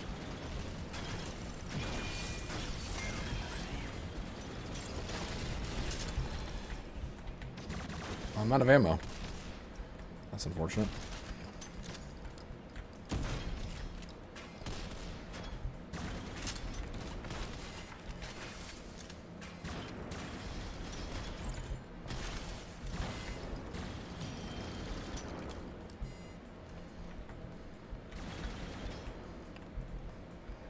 Ooh, come on, luck. Come on, luck. Dang it.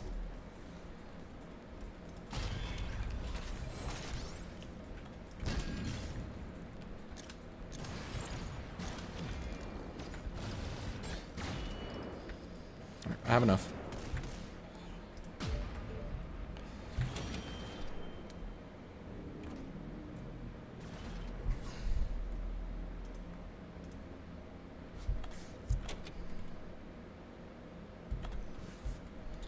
Let's see if these work. Last time I tried these, they didn't work.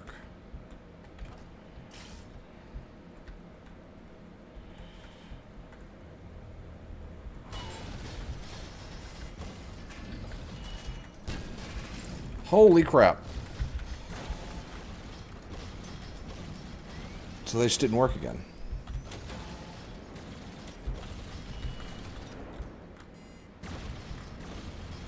Nothing happens.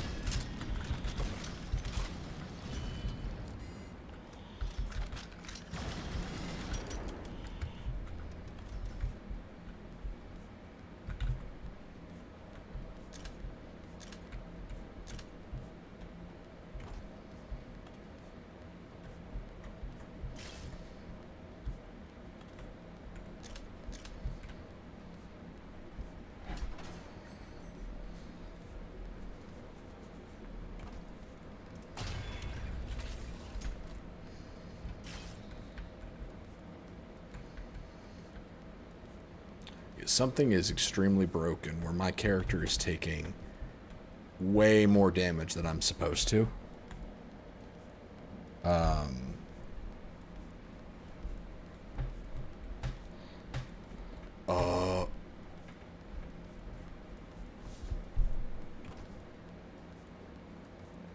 I wonder if the laser eye enhancer has anything to do with what's going on right now.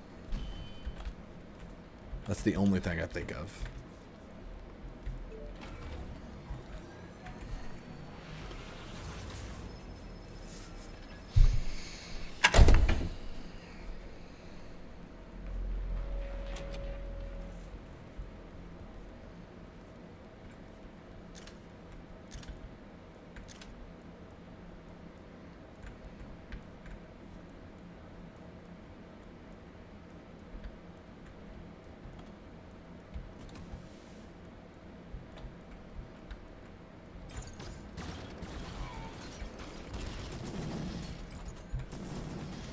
So the attack drones just do not work.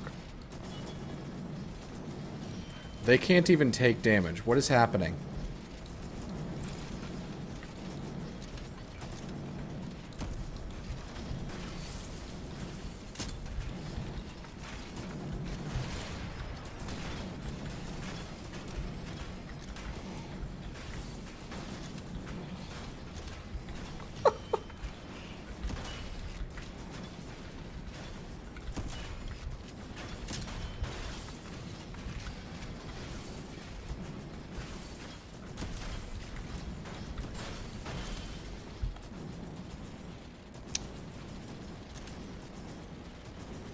I think I might understand what's happening.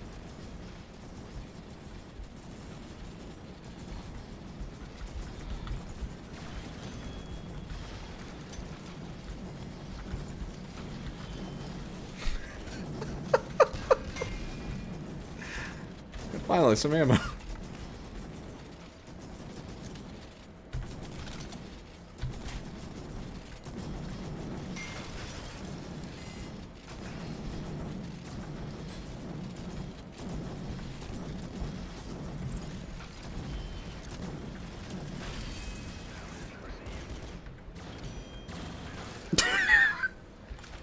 Okay, are we out of combat?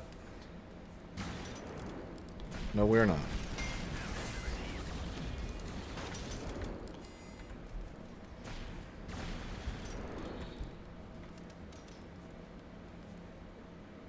Okay, I think we're out of combat. So we're at 598 right now.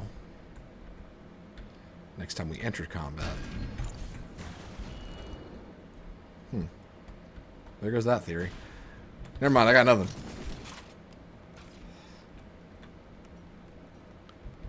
Ooh.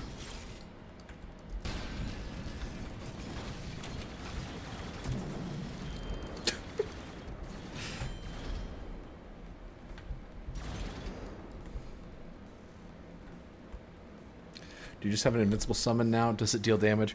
They do. They just have to decide that they want to shoot things, I guess. It's like I'm a Pokemon trainer and I stumbled across a level 99 Charizard, but I haven't gotten my first gym badge yet.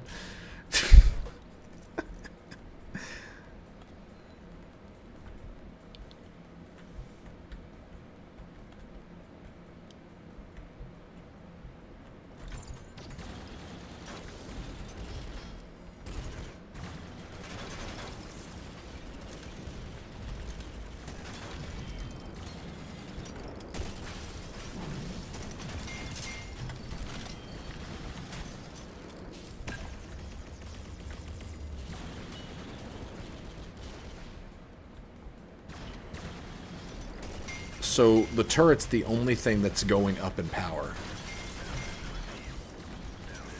Which means it has to be connected to this gun.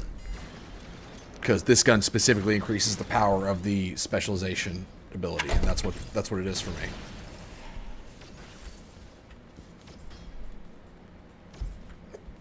We're at 695 now.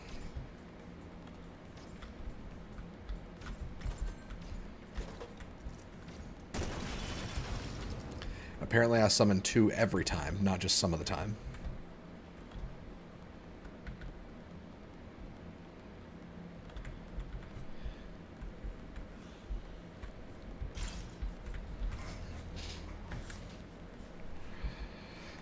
just going to place this right here.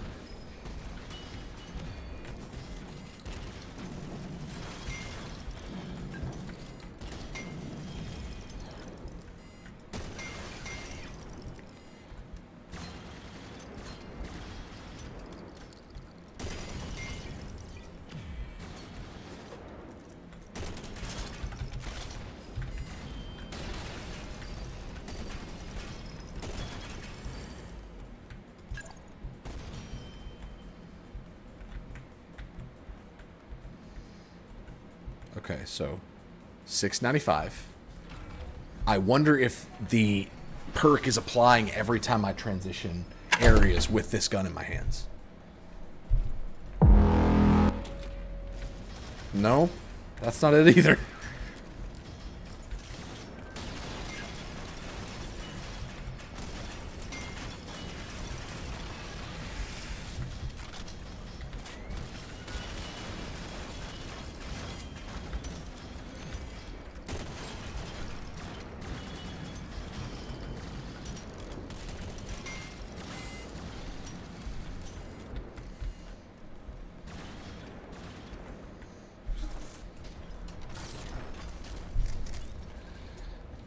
Oh my god.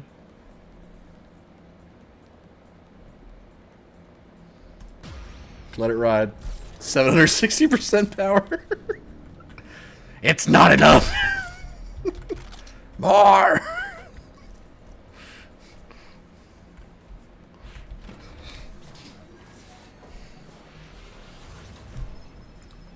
Chrono Squad is here.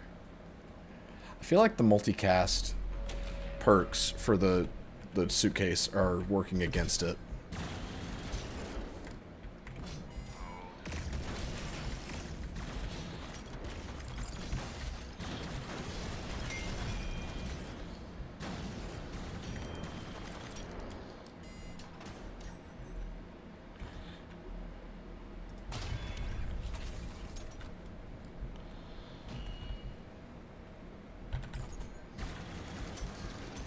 What?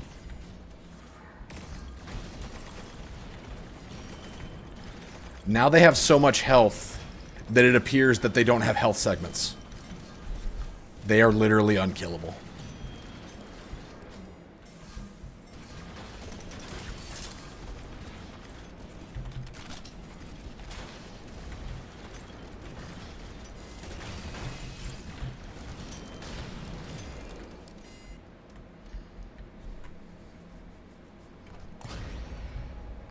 Shock conductor, that's gonna be fun. That's gonna be fun. I sure wish summon a field of attack drones. Out near targets, attack with volleys of lasers. I'm pissed that that doesn't seem to work. Because that sounds amazing. See? Nothing. Not a single thing.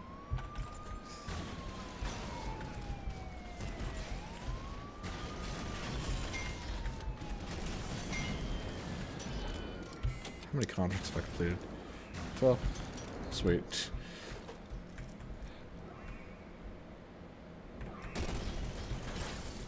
Oh yeah, come see what happens. Come see what happens.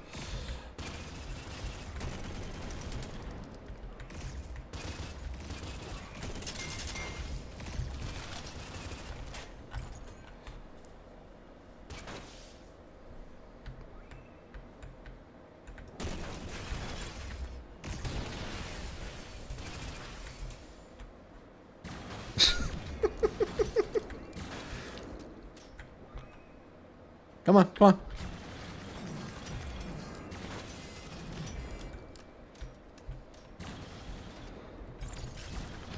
Let me reiterate how broken this is and how I have never been able to achieve anything close to this level of power. That's not exactly true, but that's because I really broke the game one time when playing with Evan. Still doesn't do anything. Awesome. Love it.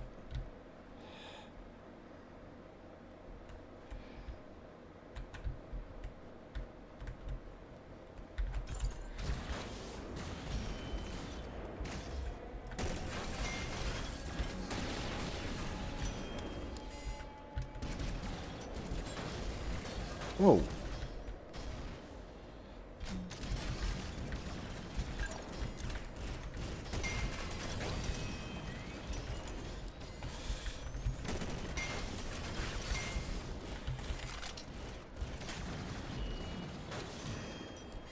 I'm definitely taking more damage than I'm supposed to be taking.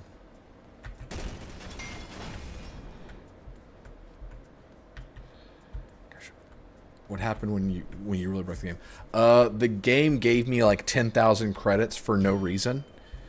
So I went to the upgrade table, and I was playing Machine Hunter at the time, so I just kept upgrading every class ability I had, and I was able to do this thing called Hard Light Cover, which placed a block of cover in front of me that gave shield regen and other defensive stats. And I upgraded that so much that it had no cooldown, so I could place infinite hard light blocks. And I accidentally... when Evan went down one time, I was trying to save him.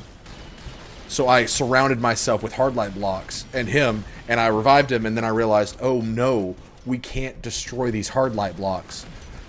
So I decided, hey, maybe there's a limit. So I just kept placing blocks until the game crawled to like 2 to 3 frames per second, and I realized that I had killed us both. So we drowned in hard light blocks, and we had to quit the game.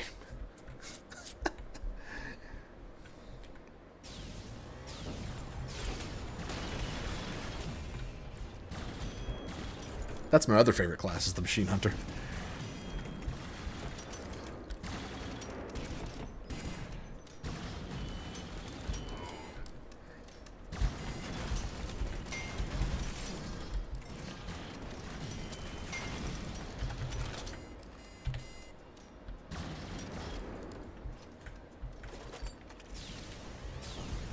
Keep in mind, this game is still in early access.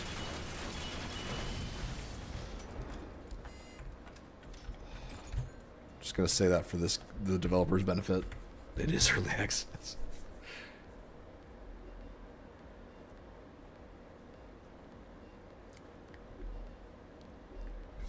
Absolutely taking the Future Command. I love that gun.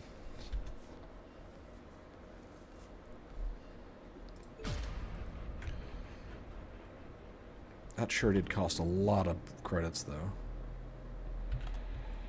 Jeez. Now I can't upgrade the thing. Actually, hold on.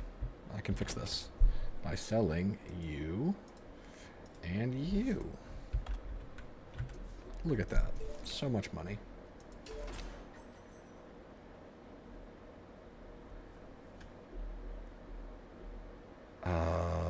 What?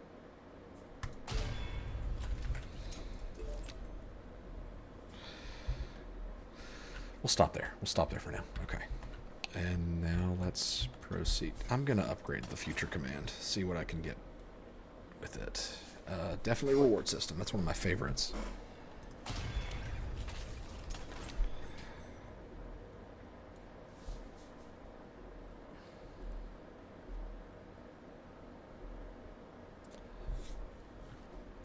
Lily or Courtney?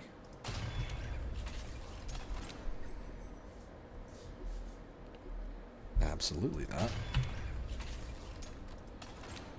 And then, of course, the worst one.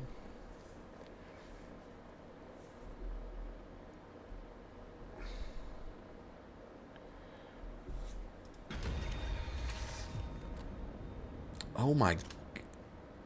858 power with that. I don't even need the SMG anymore. I'm not going to get rid of it. I'm worried I'll break the hex if I get rid of it. But holy crap.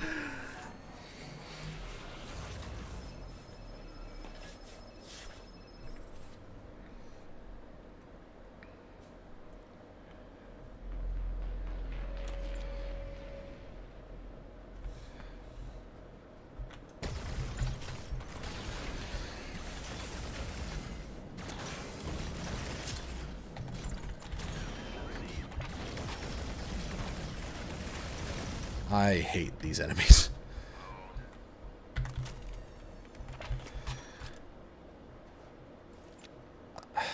I hate the double shoot perk. Man.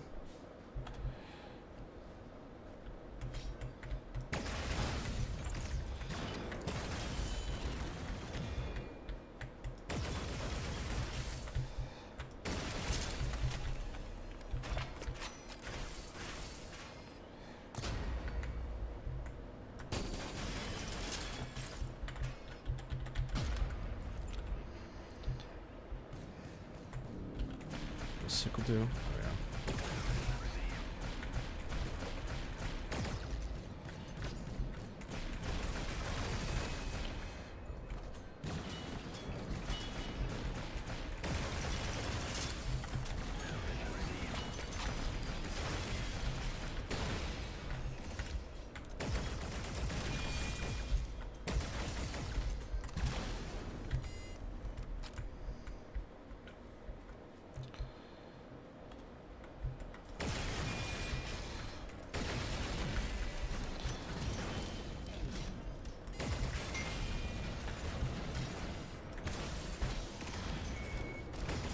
Oh my gosh.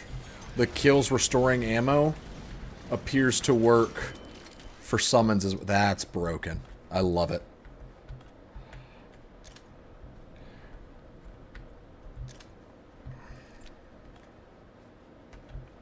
Also, why am I... Oh, I'm so fast because of all the contracts I've completed, probably.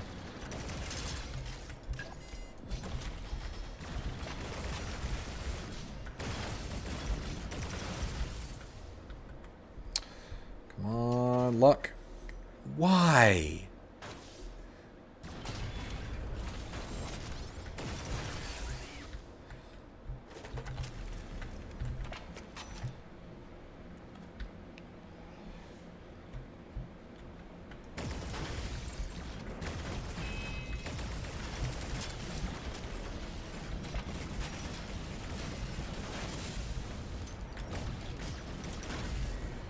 Gotta take care of the heat on this thing too. This thing heats up like no one's business.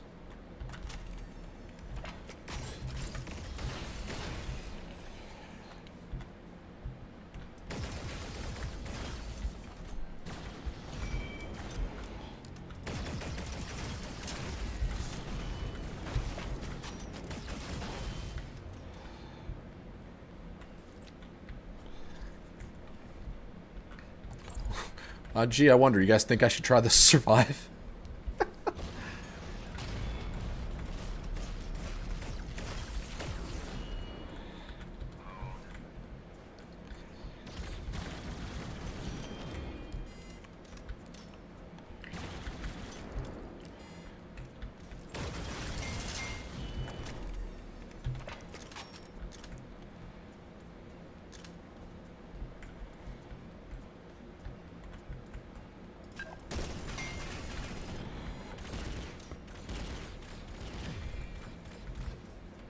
Oh, shoot.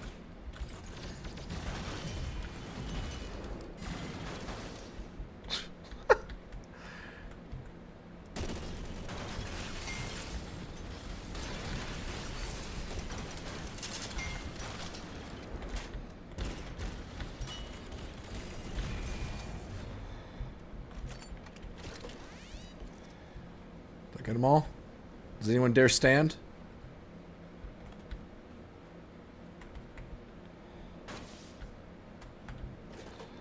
Thought not.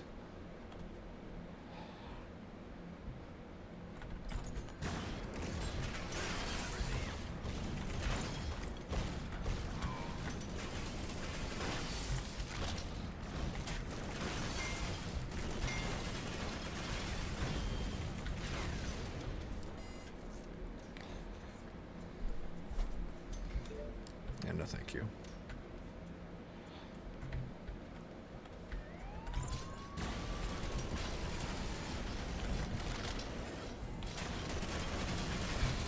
Oh!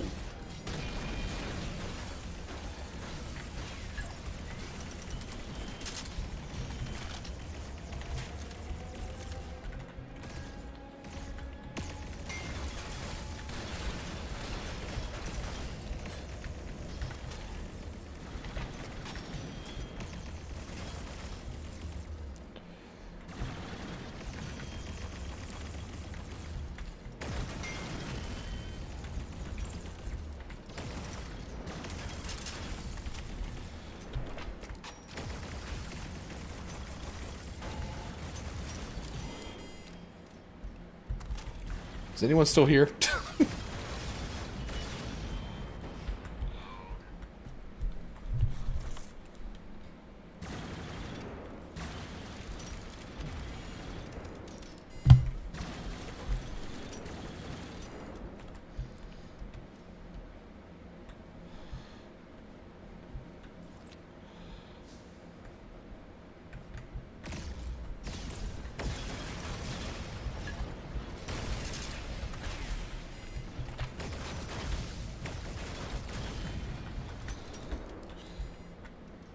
know if that was aimed at that chat or your enemies, but I am still here. It was aimed at chat, but thank you. Or so thank you. All right.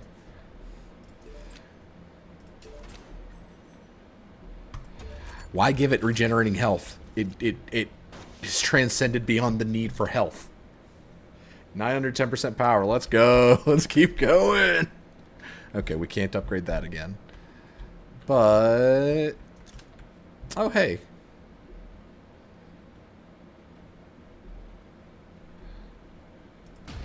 Let's get more movement speed.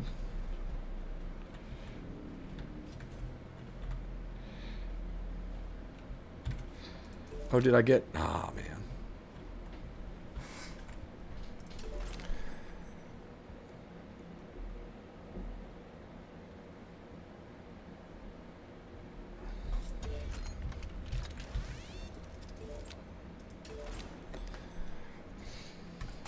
Oh, you guys ready for this? Oh my gosh. That's quite a roll.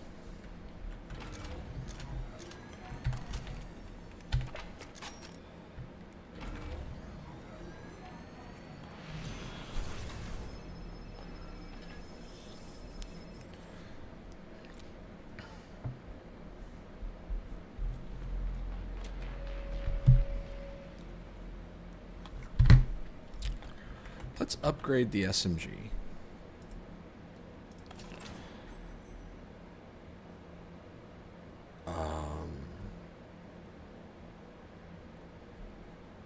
No. You know what? Yeah. Yeah. Just turned it into a semi-auto SMG. I don't hate that.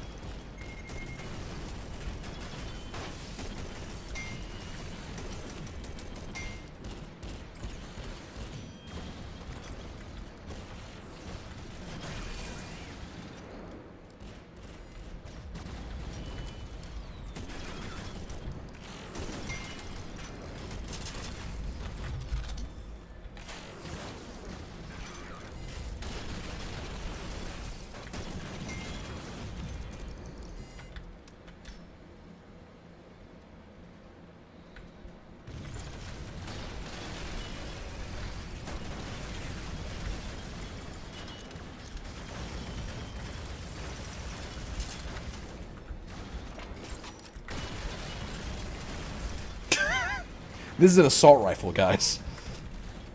This gun right here. It's supposed to be an assault rifle.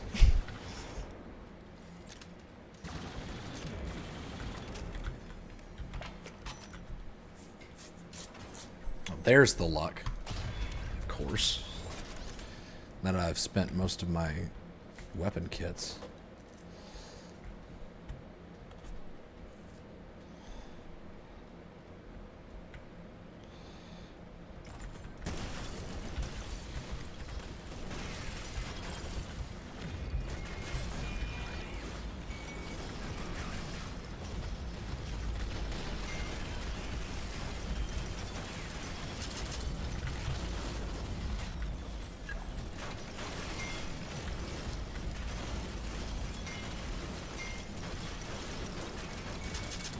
Thank God they don't know I'm here.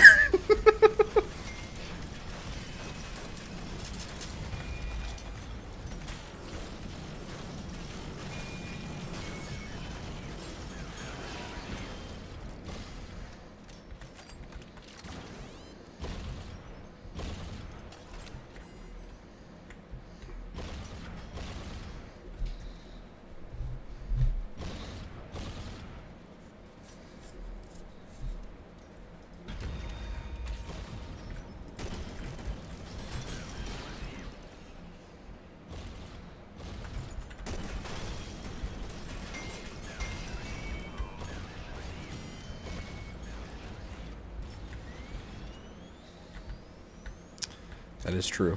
That is very true, Monty.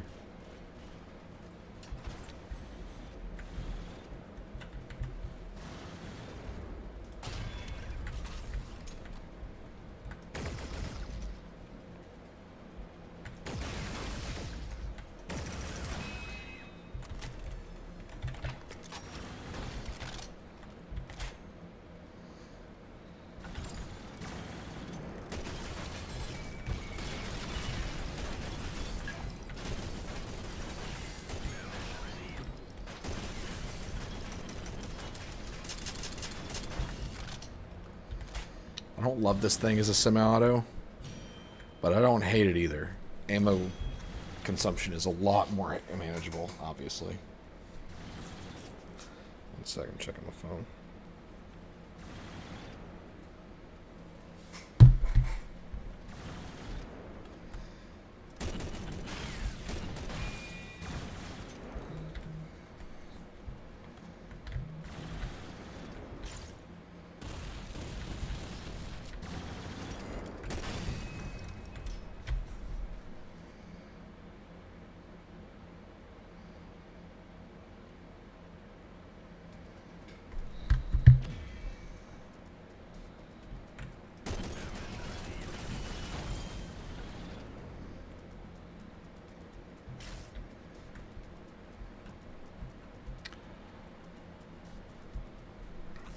Same, Monty.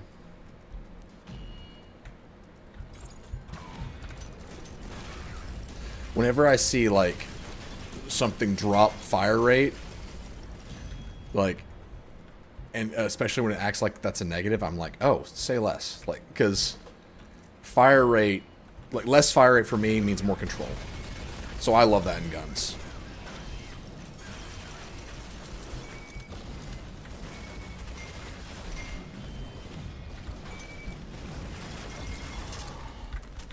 Starfield got this full auto pistol that only has 6 bullets in a mag and insane fire rate, so you're always reloading. Yeah.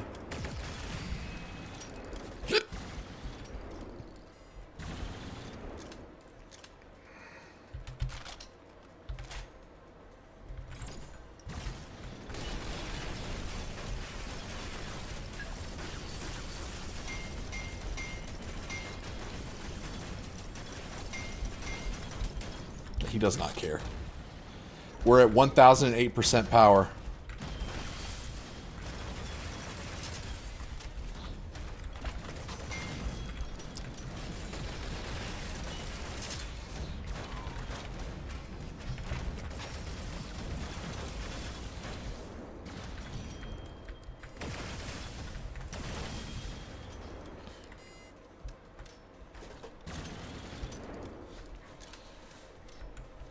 How quickly do you think I'm going to kill this boss?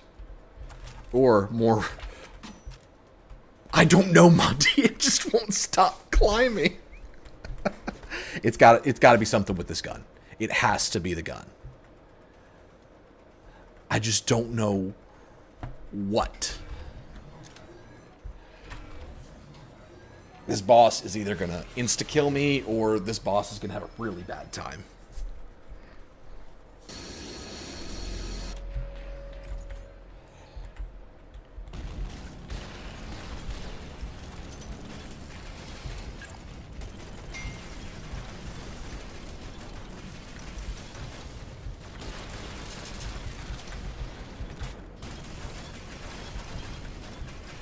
Ooh.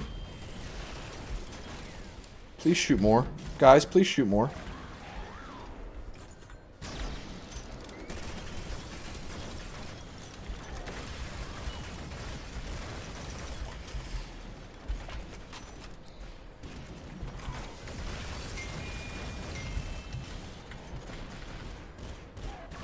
Oh gosh.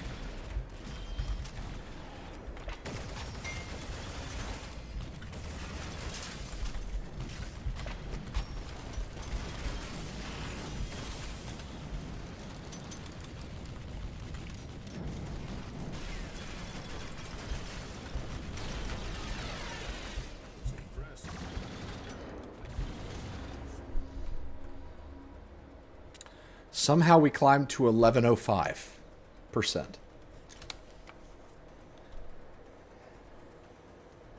Okay. So let's see. We're at 11:05.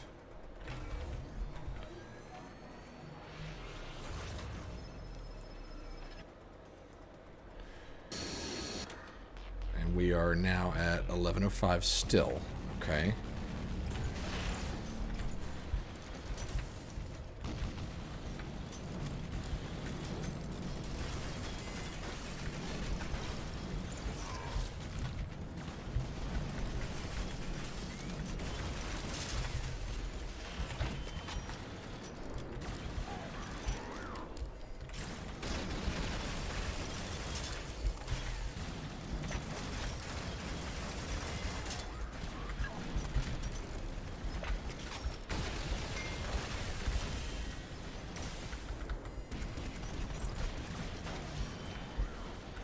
Wait.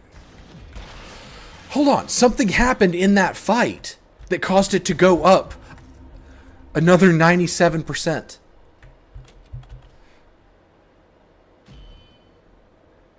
What?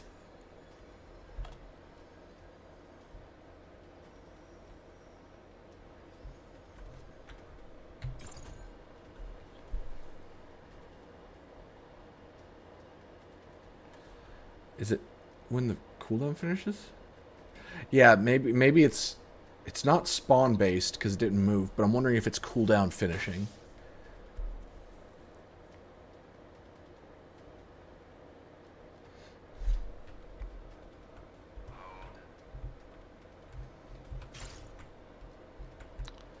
Nope, it's not that.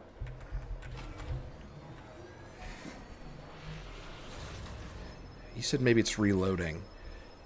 I feel like it'd be even higher if it was reloading, but I'll try that. So we're at... Oh gosh! 12:02 still.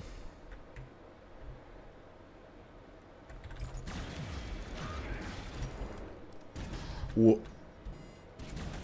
Hold on.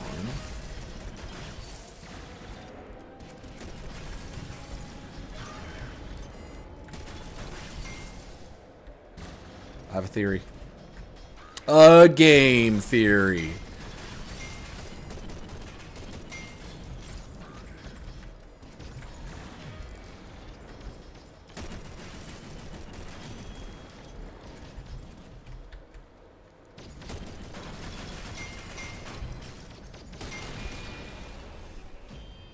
Two still.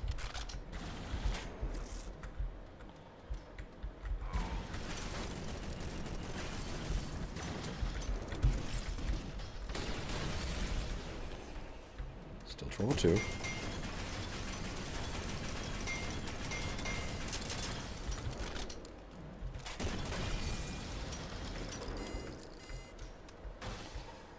I think I'm onto something. I don't know why there were credits all the way over there.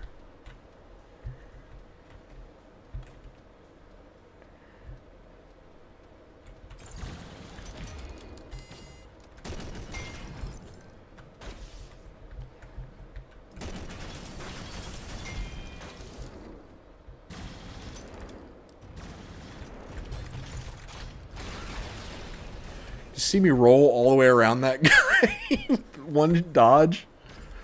Ridiculous.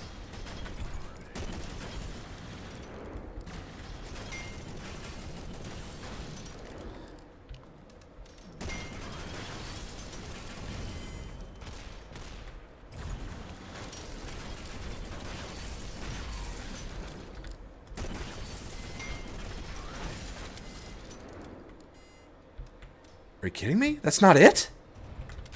I could have sworn it was going to be my contracts. And that didn't move it. Wait. Yes, it did.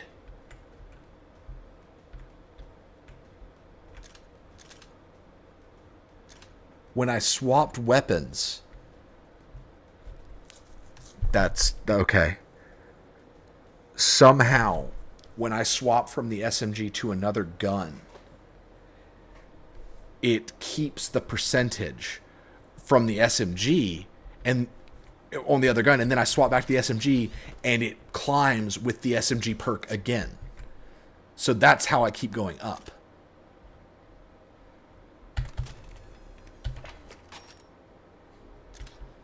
So maybe it's in-combat weapon swap?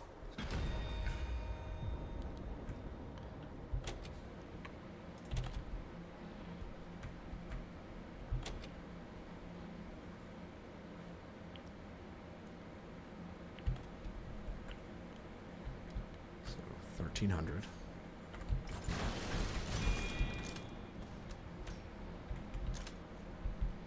It's something to do with switching weapons, I think.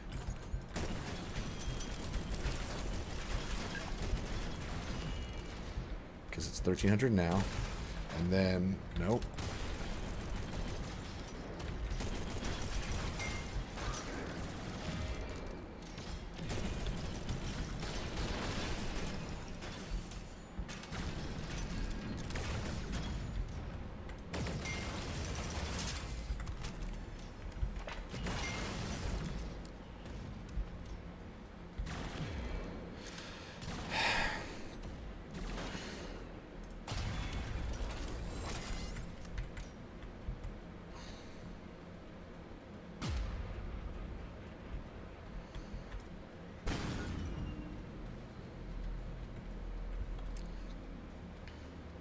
Oh, good. The frontline version. No.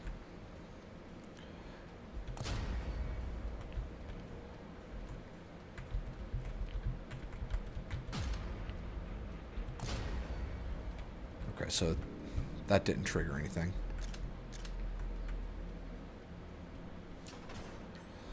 Thank goodness. Finally got some cooling for my TKB.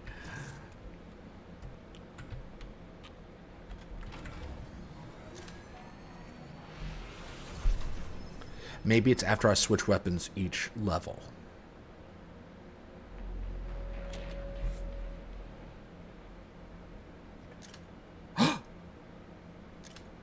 That's what it is. I got it. Every level, if I swap weapons, it triggers again.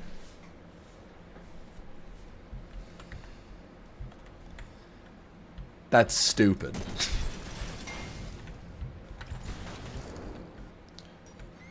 So it's basically acting as if I've never held the weapon before. And then when I equip the weapon, as long as I end with this weapon in hand, when I swap, it's a fresh allocation of the weapon again. That is busted as hell.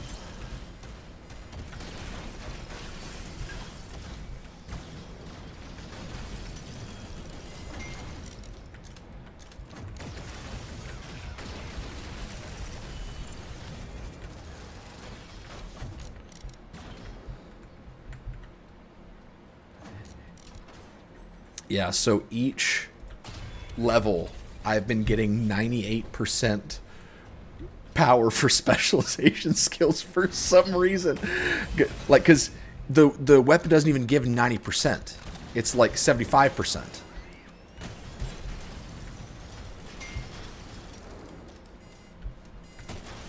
But it's the weapon that's causing it.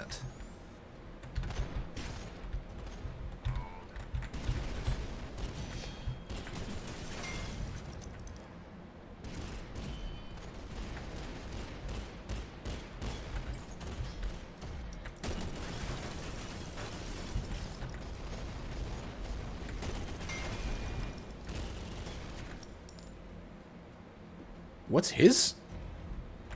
Because he just fired that gun really fast. Now I'm wondering if he's getting buffed somehow. But it's not showing on his skill.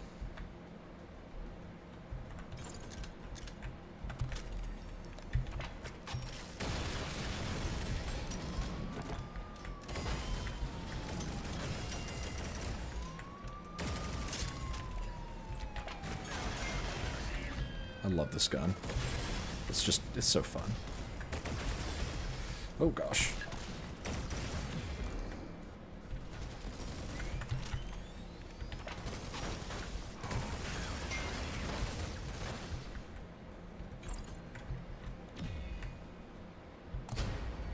Oh, I hate that item. Oh, we can upgrade it some more. Okay.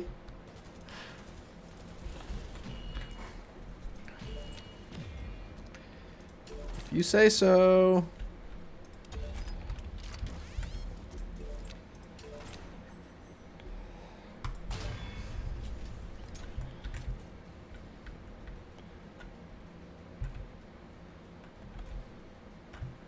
So when it says the construct's cooldown, I assume it means like it's weapon reload. So now it has an 80%. Where's the other 20% coming from though? So that's what I'm wondering. I do have something that increases. It's the laser eye enhancer. I'm wondering if, because laser ion perks and items gain 30% power in combat. No, that's in combat.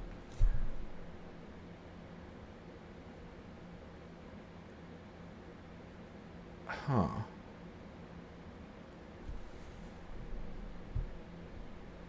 The electronic tinkering kit could be where the other 30% is coming from.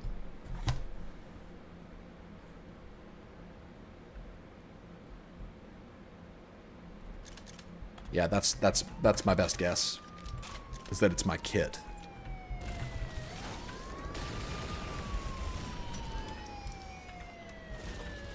Where'd Guardian come from?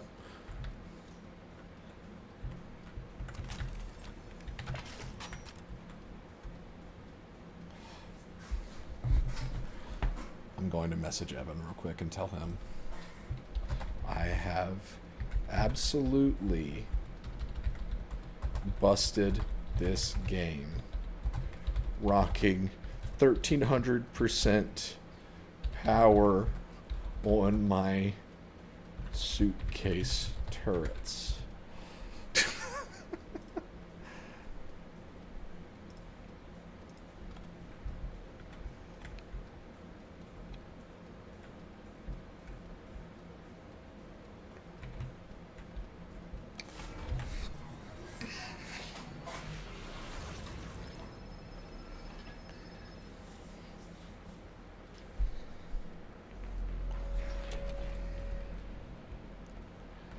Something's definitely going to kill me soon, because it's just, we're going to approach the point where it just takes one stray bullet to take me out.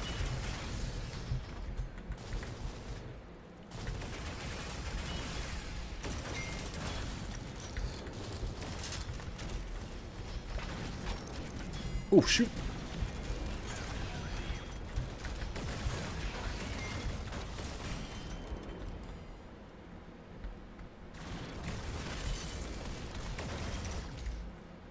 Oh, I forgot to... Wait. Yeah, I forgot to end with the gun. And so now it's still at 1300. So that's absolutely what it is. I have to make sure I end every level with that SMG equipped. The only issue with this glitch build is that you aren't getting stronger. Your summons are, so it can't carry all the way. But the thing is, though, I am getting stronger. Well, I guess I would be if I was investing more in... Because this doesn't take any kind of, like, commitment that prevents me from upgrading elsewhere. So I wonder if maybe there's some kind of scaling that takes, like, skill power into account and bases enemy damage off of skill power or something. I don't know.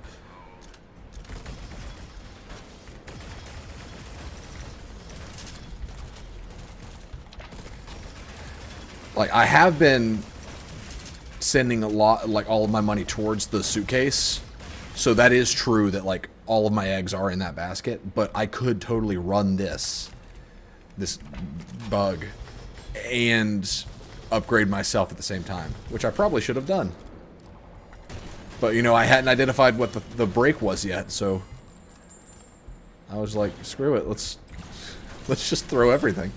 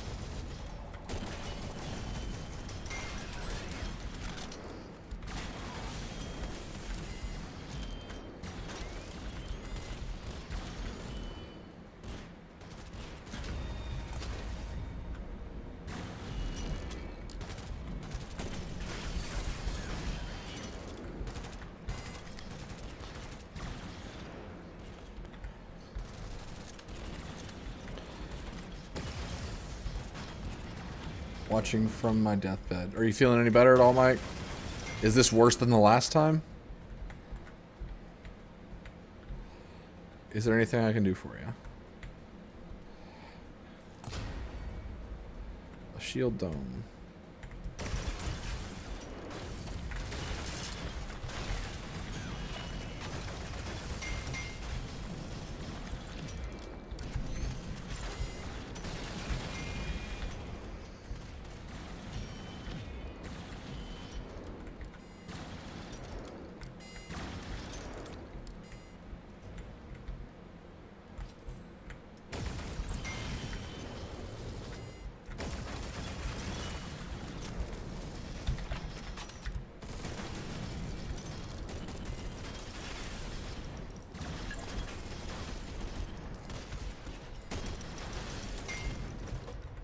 If I was feeling better, I wouldn't be on my deathbed, but nah, definitely not as bad as first time. Not on oxygen, not coughing blood. Yeah, I was gonna say. Glad you're at least not that bad.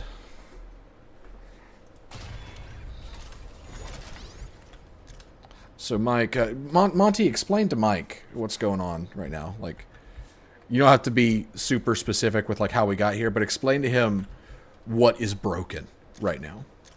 Mike has not played Synthetik 2. He's played Synthetik 1, not Synthetik 2.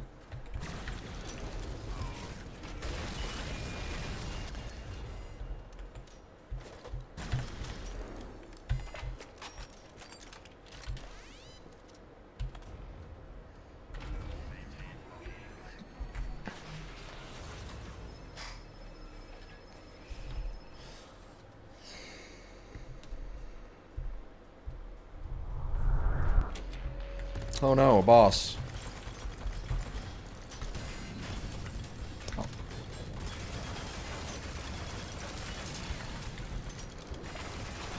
He's dead. Did it work? It worked. Yep, I've got this thing down. I know exactly what the issue is. Oh, he's watching on TV, so I can't see chat. That's fine. Monty, I'm still going to have Monty explain it, and I'll read it as explanation, because that amuses me.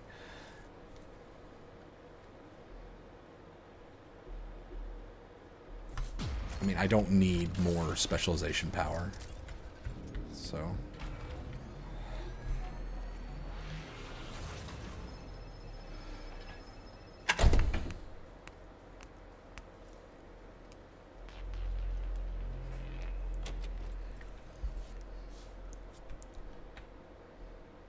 Oh yeah, we're climbing.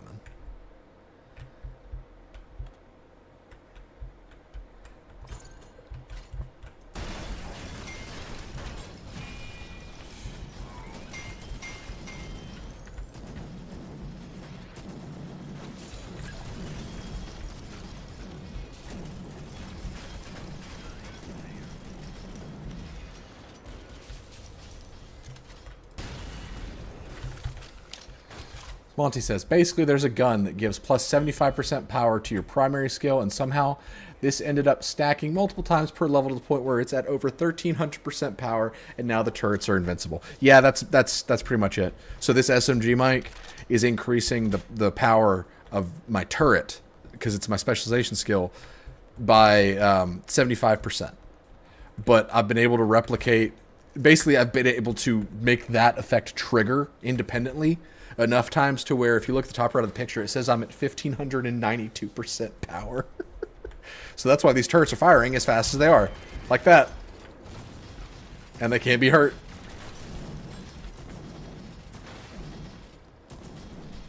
Sometimes they choose to not fight. They choose to just laugh at their puny attempts to deal damage.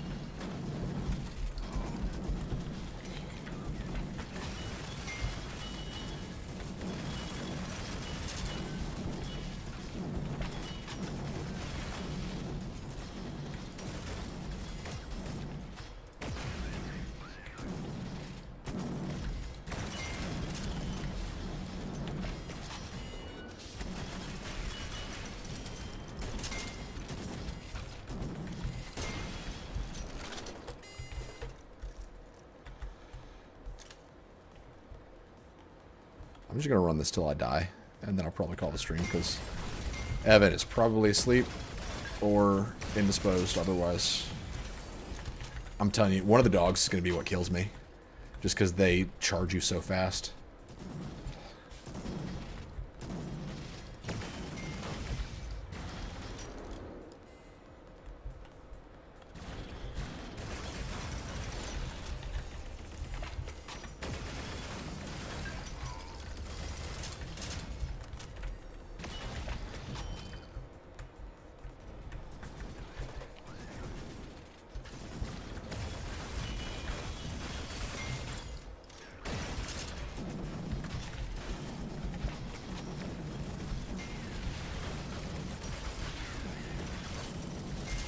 Still need to get some cooling on this gun. It's still overheating way too fast.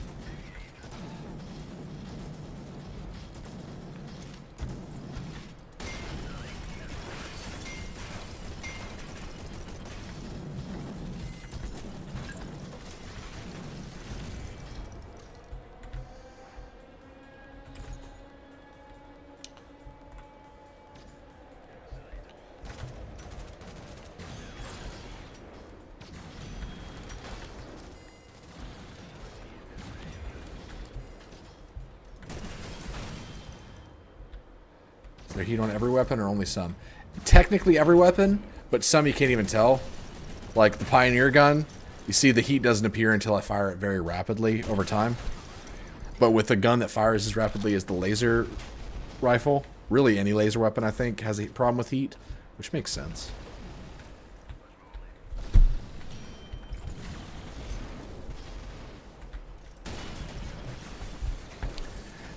Now whenever I fire a Razor, it fires a laser shotgun. Watch this. Oh, wait. That's fun.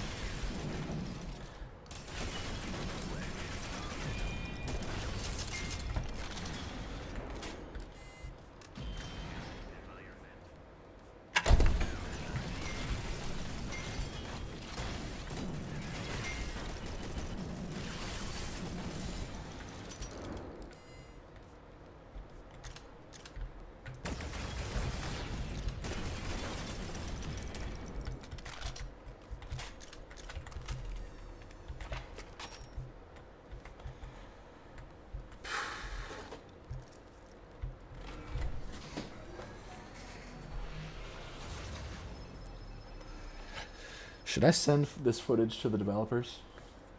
Is that me being a good early access patron?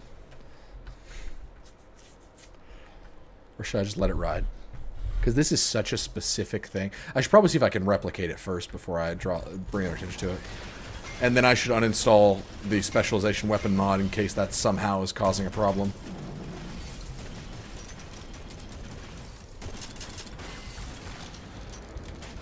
Oh man, I forgot to have... Gosh, how did I accidentally stumble upon... Now that I know what triggers it, I keep forgetting to do it.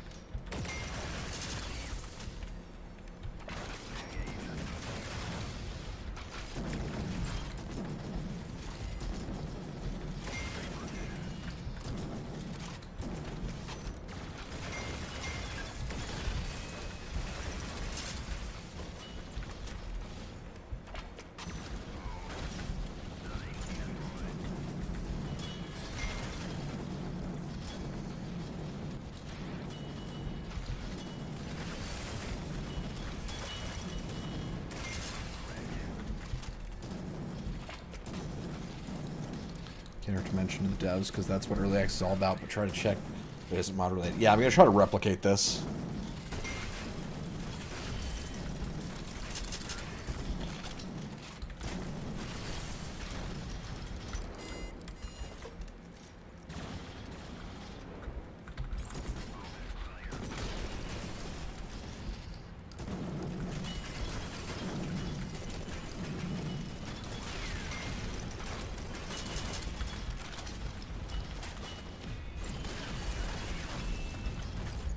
Oh, crap!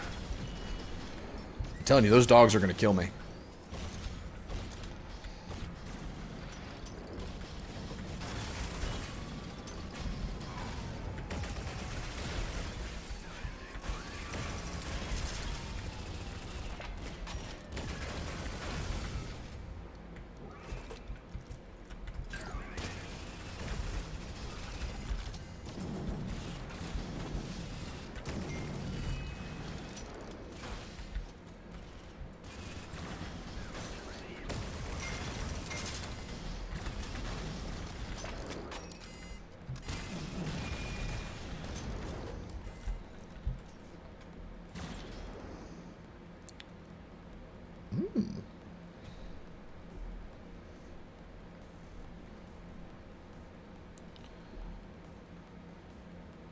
Mag charge PDR.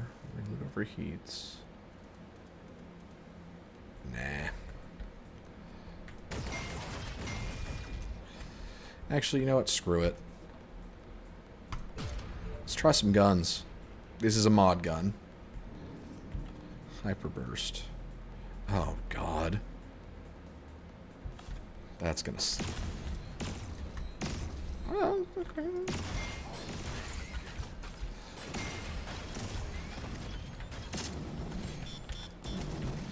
I'm getting rid of this gun.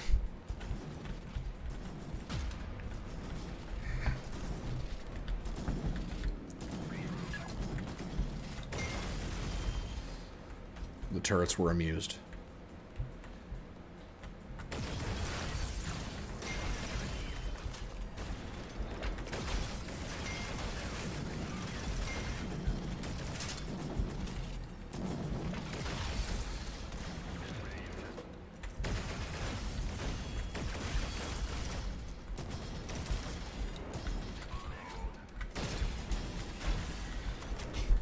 Could sprint circles around that guy all day.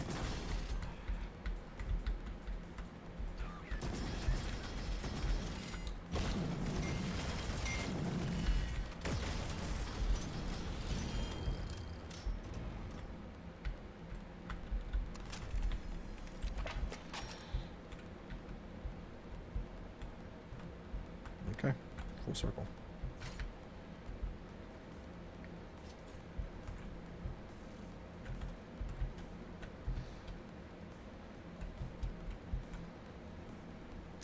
I'm not going to forget this time.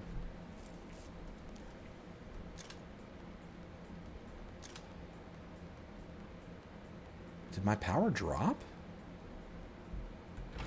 Huh.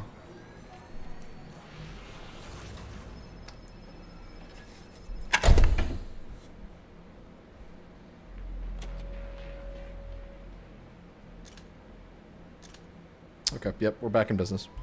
It's still working.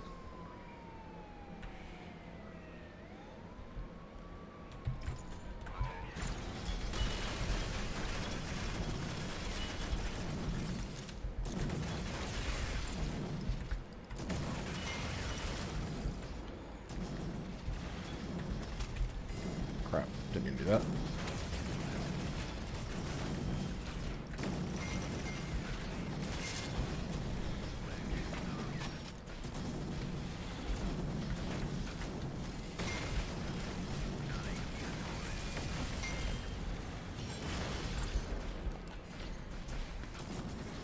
Yeah, same, Monty.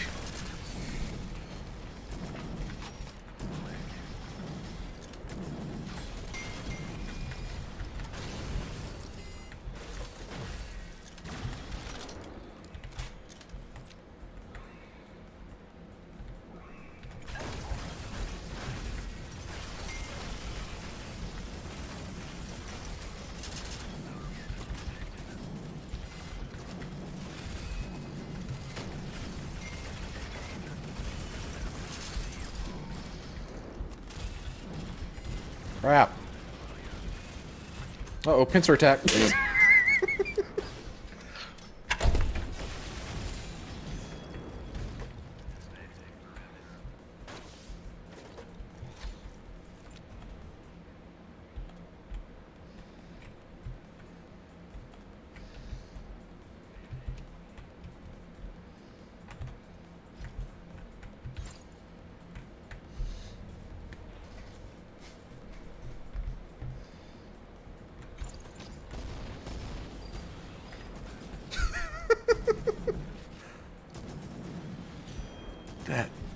is so stupid. And I have Headhunter 21.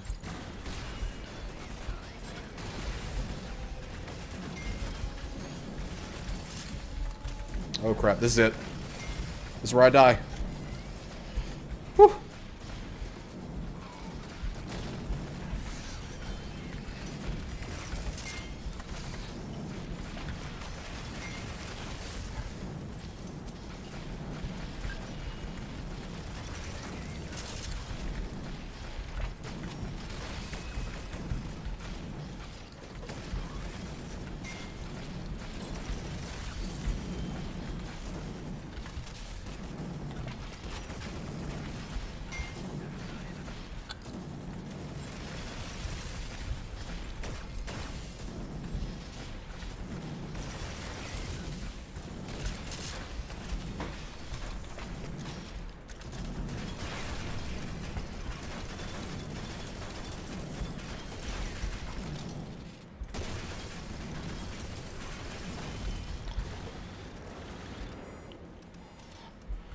Whew. You know, let's upgrade the pistol. Pistol hasn't gotten any love yet.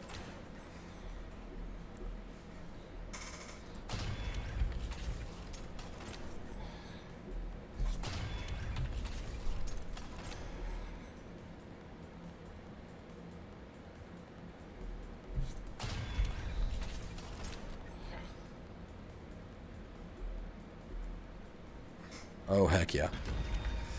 This is a kitted pistol.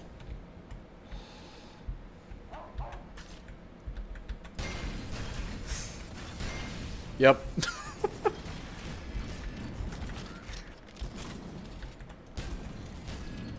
Come on. Yeah, good pistol. The armor penetration, I think, is filthy.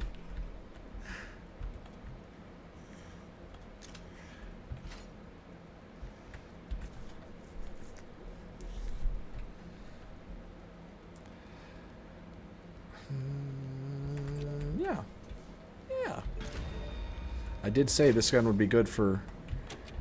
Refine. What does that do? Oh, good. No jamming on a gun that was never going to jam. Yeah. Yeah, I have to take this.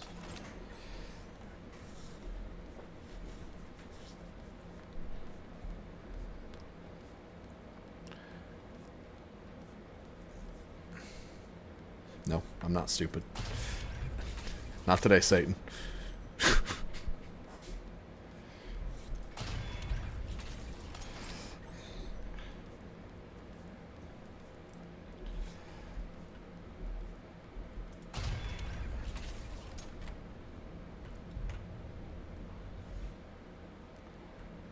Oh, they already got out of their cage and got killed by the two turrets. I did it again.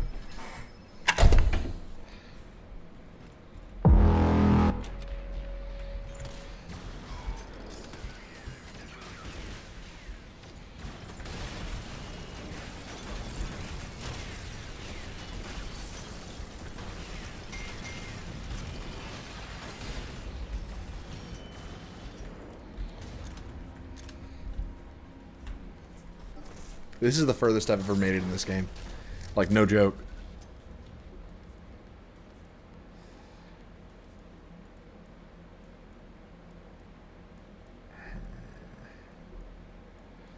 I don't need deviation.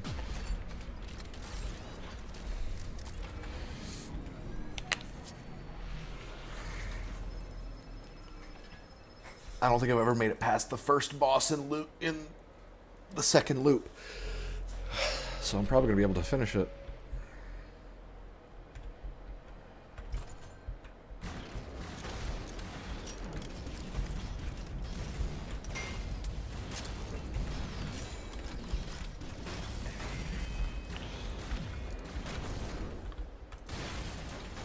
Yep, so every time I kill something with this particle rifle, it gives me a turret cooldown. Like a turret charge.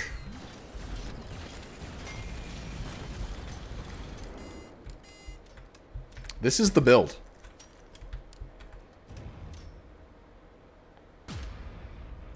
Oh, but a laser A12 though.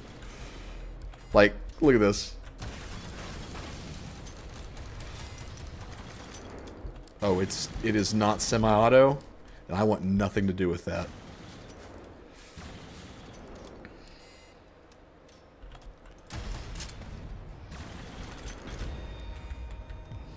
Yeah, good day.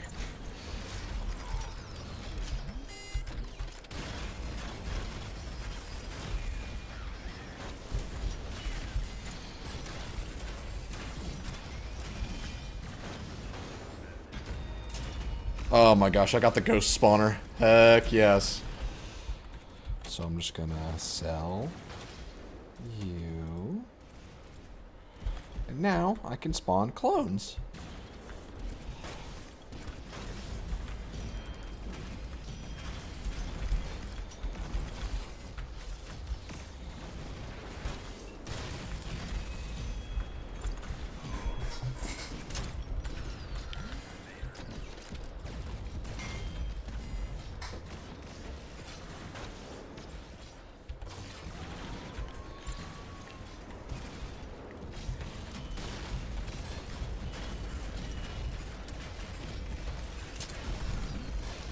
Oof. Oh, man. Those guys ran up on me horde.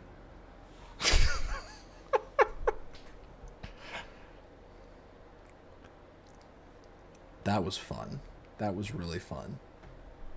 That ion accelerator particle laser cannon thingamajig. Very good. All right, well, that's going to do it for me tonight. This was fun. Glad you're here, Monty. Thanks for suggesting this, and thanks for actually being here when, to watch the whole thing. This was a lot of fun. I'm not sure what we're doing on Monday. Jeremy's out for a couple of weeks, so that opens us up to maybe do some more Baldur's Gate, but I'm not sure. I do know that we are going to hit Payday 3 when it comes out, not this coming week, but the following week. But come say hey on Monday. We will be doing something. It's like a great game, so I'm up for it whenever. Synthetik 1 is on Xbox, I believe. I know it's on Switch and PlayStation. It doesn't look near as good as this, but it plays very similarly. So maybe check it out. I'm sure they'll launch this on console eventually. Maybe. I don't know. But yeah, thanks for hanging out, Monty. And I will talk to you on Monday. Have a great weekend.